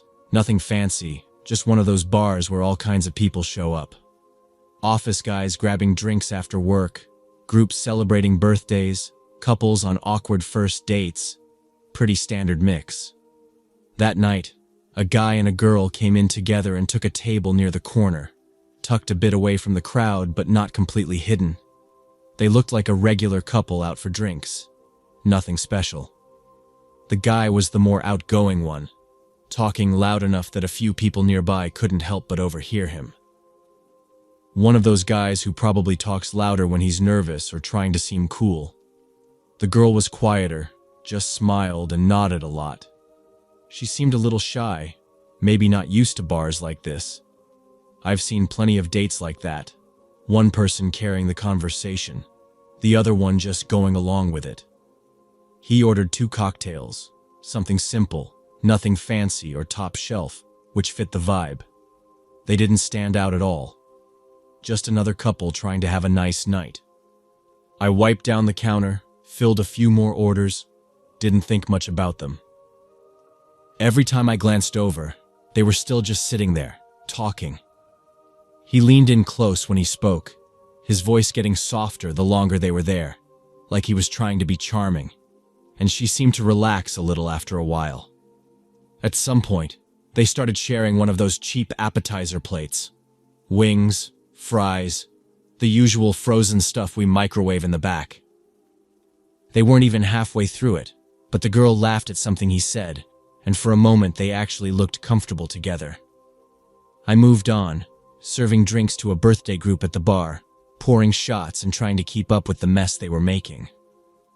I didn't check back on the couple for a while after that, because nothing about them seemed unusual. When I glanced over again, the vibe had shifted a little. Not in a dramatic way, just off. The guy was checking his phone every few minutes, always fast, like just a quick glance before stuffing it back in his pocket. He wasn't laughing anymore, and every time the door opened, his head would snap toward it. He wasn't subtle about it either, just turning in his seat, eyes locked on whoever walked in. The girl noticed too. I could see her face change, a little crease forming between her eyebrows when he did it for the 3rd or 4th time. She asked him something. I couldn't hear the words, but her hand touched his arm, the way people do when they're trying to get someone to focus. He waved her off, shook his head, forced a smile. They went back to talking, but it wasn't relaxed anymore. His shoulders were tense, and he kept adjusting his chair, like he couldn't quite get comfortable. A couple of the regulars at the bar noticed it too. One of them nudged me, muttered something like, "That guy's acting like someone's about to jump him." I just shrugged. It wasn't the first time I'd seen someone acting paranoid in here. Sometimes it's just someone waiting for an ex to show up, or worried they're gonna bump into someone they owe money to. Could be anything. Still, it was hard not to notice how much more jittery he was getting. His hand kept tapping the table, fingers drumming in uneven patterns, then stopping completely every time the front door creaked open. They ordered another round of drinks, and the girl finally asked if he was okay. This time, I heard her. Her voice was soft, but the bar wasn't too loud at that point. "Is something wrong?" she asked. He shook his head again, forced another smile, and said something about work stress. How his boss was a pain, the usual excuse guys use when they don't want to talk about what's really on their mind. She didn't push, but her smile faded a little after that. When I dropped off the drinks, the girl thanked me, but the guy barely looked up. His phone buzzed, and he flinched like it was a gunshot. He didn't even check the screen this time, just shoved the whole phone deeper into his jacket pocket, like maybe if he didn't look at it, whatever was coming wouldn't happen. The girl saw that too. She asked him again, quieter this time, and he leaned in close to whisper something back. She didn't look convinced, but she let it go. They barely touched their second round of drinks. The girl kept picking at the food, peeling apart the wings and setting them down again without taking a bite. The guy didn't even pretend to eat. His eyes were glued to the door, and at one point, he shifted his chair so he was half-turned, ready to bolt the second something went wrong. The door opened again, just some guy in a hoodie walking in, and I saw the guy at the table actually start to get up before realizing it wasn't who he was afraid of. The girl looked up at him, confused, but he just sat back down like nothing happened. She didn't believe him anymore. You could see it on her face. I wiped down the counter again, trying not to stare too much, but it was obvious something was brewing. I figured it was something dumb, a fight with an ex, maybe some petty argument with a buddy who was about to show up and cause a scene. Nothing I hadn't seen before. But the guy was sweating. Even from across the bar, I could see the damp spots forming on his shirt, dark patches under his arms and down his back. He wiped his hands on his jeans every few minutes, then gripped the edge of the table like it was the only thing keeping him grounded. The girl finally stopped pretending nothing was wrong and asked him again, straight to his face, "Who are you waiting for?" He didn't answer right away. His eyes flicked toward the door again, and then he just shook his head, muttering something under his breath. The girl pushed her chair back a little, not far enough to stand up, but enough to put a little space between them. Her drink sat untouched, condensation sliding down the side. I filled another order at the bar, glanced back one more time, and saw him check his phone again. Just a flicker of the screen before he shut it off completely and stuffed it back in his pocket. That was when the door swung open again, and this time, his whole body tensed so hard, I thought the chair legs might snap under him. 3 guys came through the door. Not regulars, not the type you'd ever see in here unless they had a reason. All of them looked rough, not homeless, just worn down in that way people get when they've been through too much and come out meaner because of it. First guy was tall, shaved head, hands stuffed into his jacket pockets. Second guy had a busted nose that looked like it never healed right, and the third, shorter than the others, walked with a limp like something was wrong with his hip or knee. They didn't spread out or take a seat, just stood there, eyes scanning the room until they landed on the guy at the table. The tall one moved first. He didn't yell or make a scene, just walked right up to the couple's table and stood there, shadow falling over them. "You didn't think we'd find you." His voice wasn't loud, but it carried. The kind of tone that made everyone nearby shut up and listen without even meaning to. The guy at the table froze for half a second, then shot up so fast he knocked over his chair and sent their half-empty drink sliding across the table. "I'm gonna handle it," he said, hands up, already backing away. The girl was on her feet now too, eyes darting between the men. She didn't understand what was happening, not yet, but she knew enough to be scared. "You were supposed to handle it 2 weeks ago," the guy with the busted nose said, stepping closer. "We don't like chasing people." The girl grabbed the guy's sleeve, trying to pull him back, trying to ask him what was going on, but he shook her off. He turned to run, not toward the door, but toward the back hallway where the bathrooms were. Like maybe he thought there was another exit, even though there wasn't. He didn't get far. The guy with the limp grabbed him by the back of the jacket and yanked him hard enough to send him stumbling into a table. Plates and glasses crashed to the floor, and someone screamed. But most people just sat there, stunned, not sure if they should step in or mind their own business. The girl tried to follow him, grabbing for his hand, but the tall guy stepped between them. "You need to sit down," he told her. She shook her head, eyes wide, but she didn't move, stuck halfway between panicking and freezing up completely. The guy with the busted nose reached into his jacket, and I saw the gun before anyone else did. Small, dark, not flashy, just practical. The kind of thing you bring when you're not trying to scare people, just trying to finish something quick. "You thought you could hide," he said, voice still calm. "You bring your little date out like we wouldn't notice?" The guy they were after was still trying to pull away, one hand up like he could reason with them, the other braced on the edge of a table, knuckles white. "I just need more time," he said. "It's not even that much." The guy with the gun didn't wait for him to finish. He swung the pistol up and cracked him across the face with it, hard enough that I heard the sound clear from across the room. The girl screamed then, loud enough to cut through the low buzz of the bar. The guy hit the floor, blood already streaming from a split in his cheekbone. He tried to crawl backward, kicking chairs out of the way, but the guys closed in. The girl was yelling at them to stop, begging them, but no one was listening.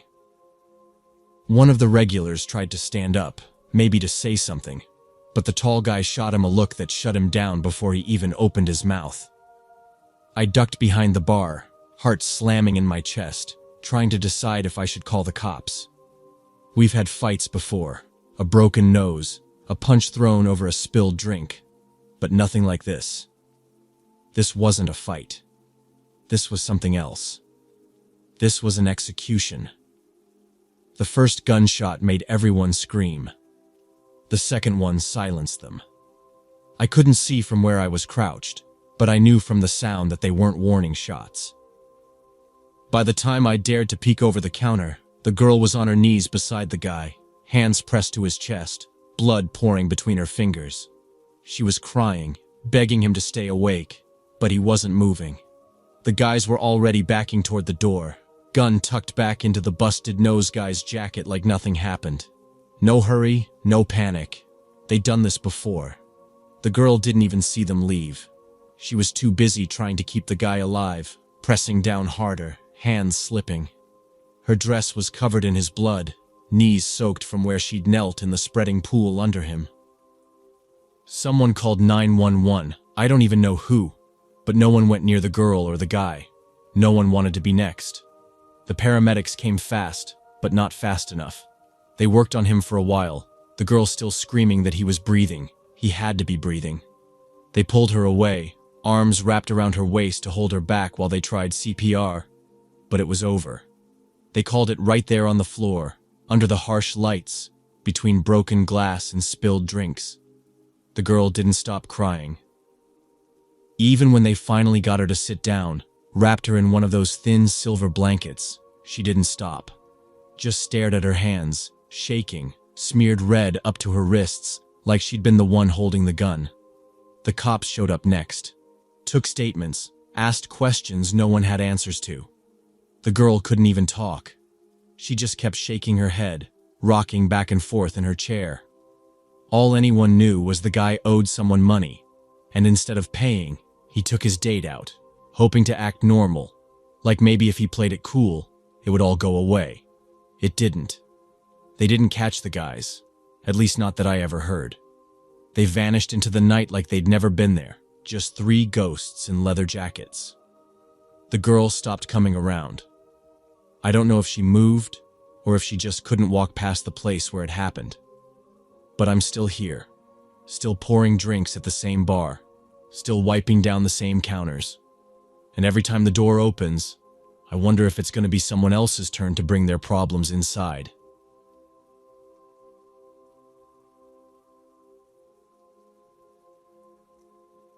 I lived wall to wall with this young guy who had just moved into the apartment next to mine. He seemed normal enough when we passed each other on the stairs.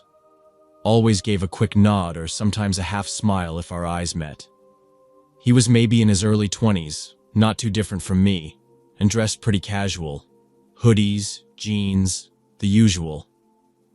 The apartment building itself wasn't fancy. Just an old concrete block where the walls were thin enough to catch parts of conversations if people talked loud enough. You get used to it after a while, especially in this area where noise just comes with the territory. He wasn't exactly quiet. Pretty often, I'd hear music coming through the wall, usually bass-heavy stuff late at night. It wasn't my taste, but it wasn't unusual either, so I mostly tuned it out. It seemed like he had people over a lot. Sometimes I'd hear girls laughing, footsteps back and forth, furniture scraping across the floor. Again, nothing out of the ordinary for this building, but that night, it was different. Around 10, maybe a little later, I started noticing how loud they were getting. Not just drunk loud, it was sharper, angrier. Male voices, a couple different ones, arguing about something I couldn't quite catch. One of them was his voice for sure, and at first, I figured it was just friends fighting over something stupid, like people do when they drink too much. I tried not to focus on it, but after a while, the yelling didn't stop. It got louder, and something about it made my stomach twist. There was no laughing anymore, no music even, just shouting, and then suddenly a woman's voice cutting through it, higher pitched, panicked. I froze, waiting to see if it was just a fight between a couple, maybe a breakup scene, something awkward but not dangerous. But the way she was yelling, the way her voice cracked, it didn't sound like a normal argument. Then there was a loud bang, something slamming hard enough to shake the wall behind my TV. I actually jumped off my couch, and I just stood there for a second, trying to decide if I was overreacting. But then I heard it clear as day. The woman screaming, real screaming, not just yelling. And one of the guy's voices cut in, louder than the rest, yelling something I couldn't make out. But the tone was enough. I grabbed my phone and stood there, my hand hovering over the screen, hesitating. You hear stuff all the time living here, and people calling the cops over nothing makes things worse sometimes. But this didn't feel like nothing. Her screaming turned into this weird, choked sound, and I couldn't tell if she was crying or trying to scream through something. My chest felt tight, like I couldn't catch my breath, and I finally dialed. The dispatcher answered, and I realized I didn't even know what to say at first. I just blurted out that I lived next to this guy, and something was happening in his apartment, that it sounded like a fight, but worse. I said I heard a woman screaming and things getting smashed. The dispatcher asked if I knew how many people were inside, and I said I wasn't sure. I'd heard at least 2 men and the woman, but it could have been more. They told me a unit was on the way. While I was on the phone, it didn't get quieter. If anything, the noise got worse. There was another crash. It sounded like something heavy getting knocked over, and then glass breaking. I heard someone yell again, lower this time, but angry, like they were right up against the wall. I hung up with the dispatcher and stood in the dark, just listening. I didn't turn on the lights, and I didn't open my door. I didn't want anyone to know I was home. I crept to my peephole, but all I could see was the dim hallway light and the door across from me. Nothing moving, It felt like forever before I heard footsteps on the stairs, heavy boots. The police must have just arrived. They didn't come in quietly. The second they were on my floor, I could hear the officers' voices, low and firm, calling out to someone. There was shuffling, doors opening and closing somewhere down below, maybe people peeking out. Then there was this sudden burst of noise, like someone running, and I heard the front door to the building slam open. The cops must have seen them because I heard shouting from outside, but I didn't go to the window to look. The officers pounded on the door next to mine, calling out, announcing themselves, asking someone to open up. I stayed back, just barely cracking my own door to see what was happening. The hallway was cold, and I could see the shine of one officer's flashlight beam cutting across the floor. They knocked for a long time, longer than I expected. The apartment was quiet now. No shouting, no music, no smashing. Nothing. The silence made it worse somehow. Finally, one officer stepped back, and the other started working on the lock. I don't know if they had a key from the building manager, or if they just forced it. But after a few minutes, the door swung open, and they disappeared inside. I couldn't see much from my angle, just a glimpse of the living room through the open door.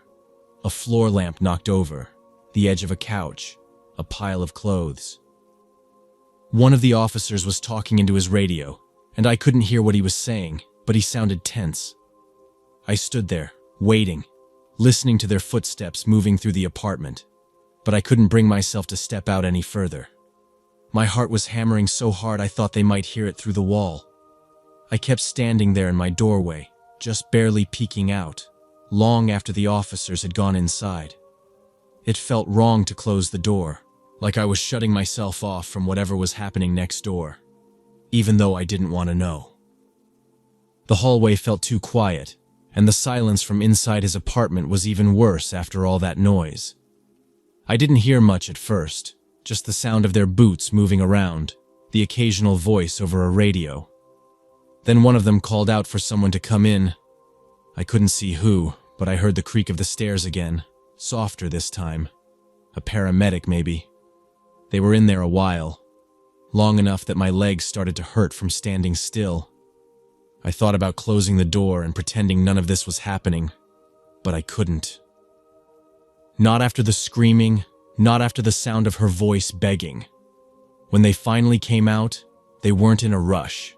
No sirens, no emergency rushing. That's when I knew it was bad.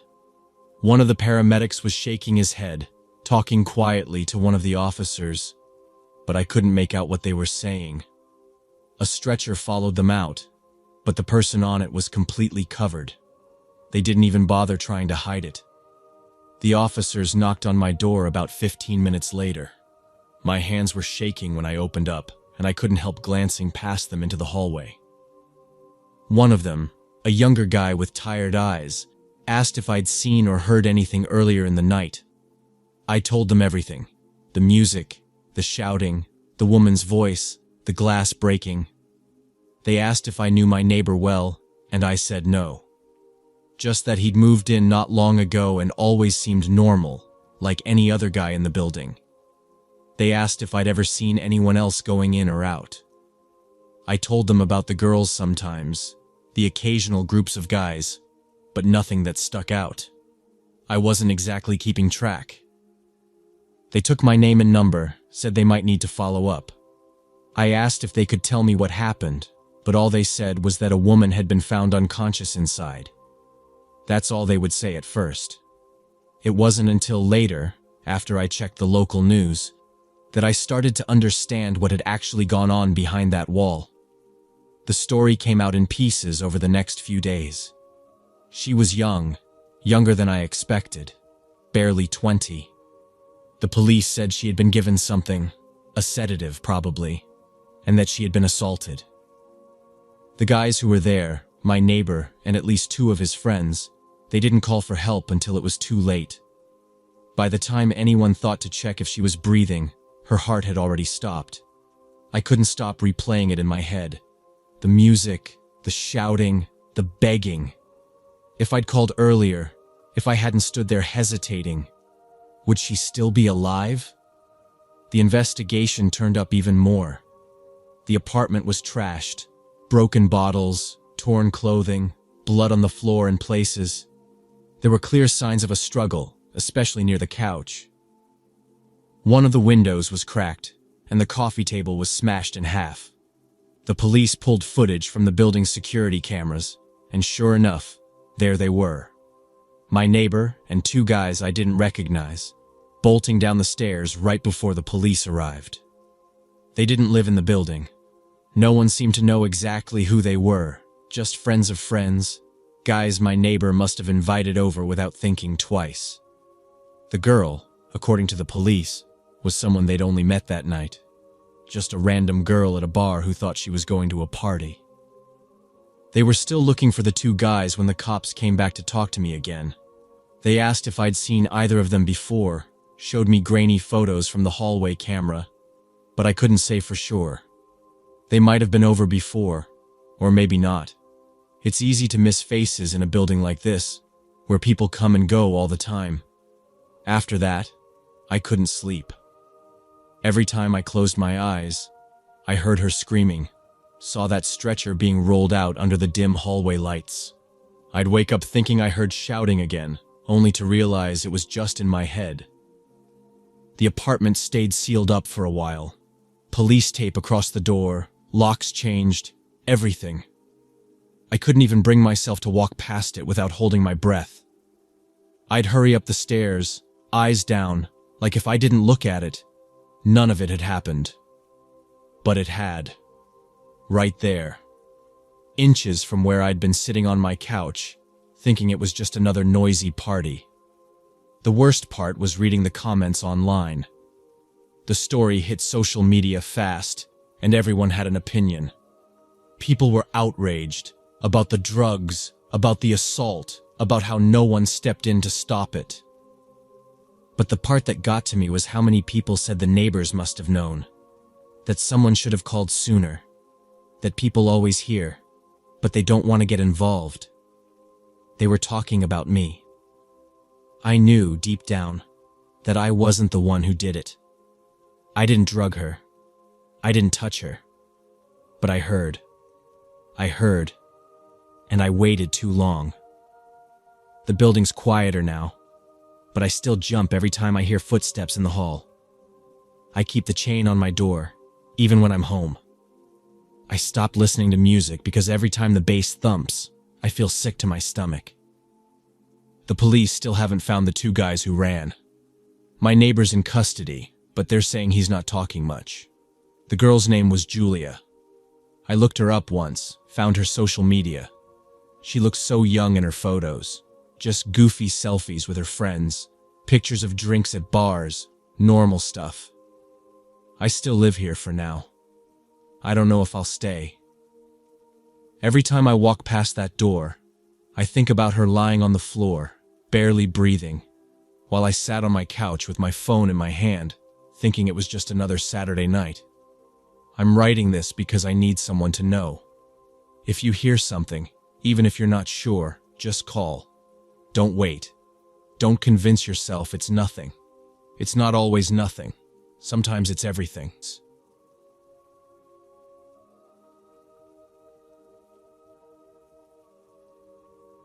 I met him one evening when I finally decided to give online dating another try after a long break.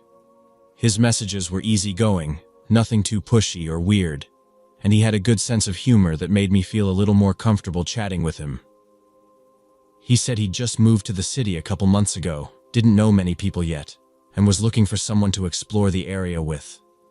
It sounded harmless enough, way more normal than half the guys on those apps who either send nothing but emojis or ask for weird pictures right away.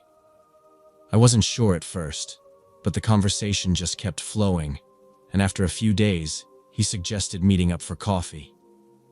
We picked a small cafe near my neighborhood. Nothing fancy, just a place with decent pastries and no loud music. When I saw him in person, he seemed normal. Clean jeans, a plain jacket, no weird vibes. He smiled a lot, asked questions about me, but not in a way that felt like an interview. We talked about random stuff, work, weather, how overpriced everything was getting lately. He was into quick takeout food, the kind you grab late at night when you're too tired to cook, and he joked that he had a personal relationship with every pizza place within delivery range. It was easy to laugh with him, even though I usually kept my guard up with people I didn't know well. After that first meetup, we kept texting. Nothing serious, just casual back and forth, sending each other memes, complaining about work, making fun of weird headlines. It felt easy. I liked that. He didn't push for anything, didn't make me feel like I had to entertain him, and he didn't drop off the face of the earth after a few days like most people do. He said his job let him work from home most days, which was why he had so much free time to text. He joked that his social life was basically the pizza delivery guy and his cat. I didn't think much of it. Lots of people work remote now, and it explained why he didn't seem to know many people in the area. We met up a second time a week later. This time we grabbed some burgers and walked around a nearby park. It was late afternoon, and the sun was starting to set, and there were a lot of other people around, joggers, parents with kids, people walking dogs. It felt comfortable being around him. He didn't try to hold my hand or do any weird flirty stuff that would make me uncomfortable. It was just normal. He remembered small things I'd said in our texts. How I like my fries extra crispy. How I used to have a dog when I was a kid. Little things. That made him seem safe. Like he actually listened instead of just waiting for his turn to talk. A couple days later, I mentioned my vinyl collection in passing, and he got super interested. He asked me which records I had, if I preferred old pressings or reissues, how I stored them. It was nice having someone actually care about something I liked instead of pretending to, just because they thought it'd impress me. That's when I offered to have him over sometime to see the collection himself. I don't usually invite people over that soon, but he didn't give me any weird feelings. Plus, my building had decent security, key fob entry, cameras in the lobby, and I figured it wouldn't be a big deal. The night before he came over, we texted a bit more than usual. He asked a bunch of questions about my building. Was it mostly families or singles? Did I have any roommates? What the layout was like? I thought it was just curiosity, like maybe he was trying to picture it before he got there. I didn't think twice about it. He even asked if I had a big dog, which made me laugh because I'd already told him I lived alone and didn't have pets. I figured maybe he had a dog allergy or something, so I reassured him it was just me and my plants. The day he came over, I spent way too long cleaning even though he didn't seem like the kind of guy who'd care about a bit of dust. I cooked lasagna, not my usual, but I wanted to make something better than just frozen pizza or takeout. I thought it'd be nice to actually sit down and eat something homemade instead of just watching TV with greasy boxes on the coffee table. When he arrived, he had this plastic bag with a couple bottles of wine and some snacks. Said he didn't want to show up empty-handed. It was sweet, but also unnecessary since I'd already made dinner. Still, I thanked him and we sat down to eat. He was relaxed, maybe a little quieter than usual, but I figured it was just because being in someone else's space can feel weird the first time. He asked about the records again, even wanted me to show him how I organized them by genre. We spent some time flipping through the shelves, and he seemed genuinely impressed by how much old stuff I'd managed to collect. At one point, he asked if he could take a quick shower because he'd walked over from his place and felt gross from the heat. It was March, so it wasn't that warm out, but I didn't think much of it. People get self-conscious about stuff like that. I told him to go ahead, pointed out the towels, and went back to clearing the plates. As he closed the bathroom door, I realized he'd left his phone face up on the side table by the couch. The screen lit up once with a notification, just for a second, and I noticed the preview of a message. Not the whole thing, just a few words, but they stood out. No alarm, easy entry. It was weird enough to make me stop mid-step, but I told myself not to jump to conclusions. Maybe it was a joke, Maybe a group chat about some dumb meme, something that would make sense if I saw the whole thing. I turned away to give him privacy, but then the screen lit up again. Another message, same chat. This one was longer, and I couldn't help reading it. She's cooking dinner, no cameras inside, we're good. I stood there, dish towel in my hand, heart thudding in my ears. I didn't know what to do right away. It didn't make sense. Nothing about him had felt wrong, but these messages weren't jokes. They were too specific. I heard the water running in the bathroom, and my mind raced through a dozen things at once. Was someone outside? Was this a setup? I glanced at the door, locked, but my hands were shaking just thinking about it. I needed to do something, but I couldn't figure out what. Call someone? Leave? Pretend I didn't see anything? I was still standing there, frozen, when I heard the shower shut off. The door opened, and he stepped out of the bathroom with a towel around his neck, rubbing his hair. He smiled like nothing was wrong, like we were just two people hanging out. I couldn't smile back. My mind was still stuck on the messages I'd seen, the words looping over and over. Easy entry, no cameras inside. I must have looked off because he paused halfway to the couch. "You okay?" he asked, tilting his head a bit, like he was trying to read me. I couldn't lie. I was too shaken. My voice came out too sharp, too fast. "Who are you texting?" He blinked, like he didn't understand the question. "What?" "Your phone. It lit up while you were in there." I was shaking now, my hands gripping the back of a chair just to keep steady. I saw some of the messages. About me. His face changed instantly. The casual smile vanished, and there was this split second where his expression went totally blank, like a door shutting.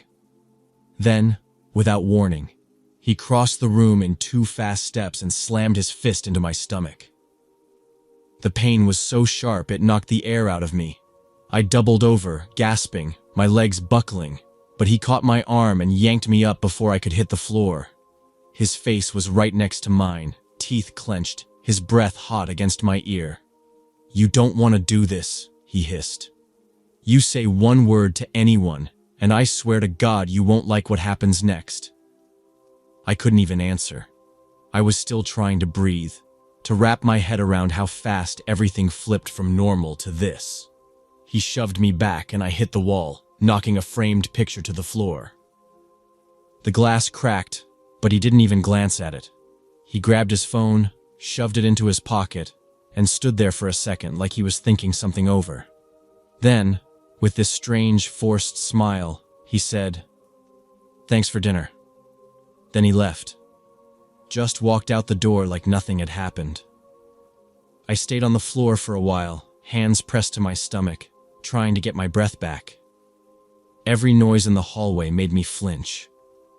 I kept picturing him coming back with someone else, the guys from the messages, ready to finish whatever plan they had. But the door stayed shut. I didn't call the cops. I wanted to. I picked up my phone more than once, but every time I remembered the way he said "you won't like what happens next," I put it back down. He knew where I lived. He knew how my building worked, how my door locked, how no one else was around to hear anything. I didn't sleep that night. Every time I closed my eyes, I saw his face inches from mine. I kept hearing that hissed whisper, the way he said it, like he'd done this before and knew exactly how to make someone too scared to talk. The next morning, my phone rang. Unknown number. I didn't answer. It rang again an hour later, then a third time right after. I turned it off. I started making changes right away. First, I had my locks replaced. Not just the lock, but the whole door handle and the deadbolt too. The locksmith asked if I'd had a break-in, and I just told him I lost my keys. He didn't push. I ordered a security camera for my door, the kind that records everything to an app on my phone. It was more money than I wanted to spend, but I needed something. Just knowing I could check who was out there made it a little easier to breathe. But even with the camera and the locks, I didn't leave the apartment much after that. Groceries got delivered. Work let me stay remote. Every time I heard footsteps in the hallway, I froze until they passed. Every knock at the door made my hands shake. A week later, someone left a pizza box outside my door. No note, no receipt. Just a plain white box with nothing inside. I didn't open the door for 2 hours after that. I just sat on the floor, back against the couch, phone in my hand, waiting for something to happen. Nothing did. I still don't know if it was him or one of his friends or just some random mistake. But I never felt safe after that. Not really. I thought about calling the police so many times, but it always came back to the same thing. He knew everything about me. Where I lived, that I was alone, that I didn't have any cameras inside. He knew I'd seen his phone. He knew how scared I was. I kept thinking, if I went to the cops, they might not believe me. There was no proof. Just my word against his. And he was so good at seeming normal. And even if they did believe me, what then? They couldn't make him disappear. It's been months now. I don't use dating apps anymore. I don't talk to strangers if I can help it. My door stays locked even when I'm inside. Sometimes I catch myself holding my breath when I hear footsteps in the hall, waiting for them to stop at my door. They never do. But every night, when I check the security feed before bed, I can't help thinking, one day, it might be him standing there again, just outside the door, waiting.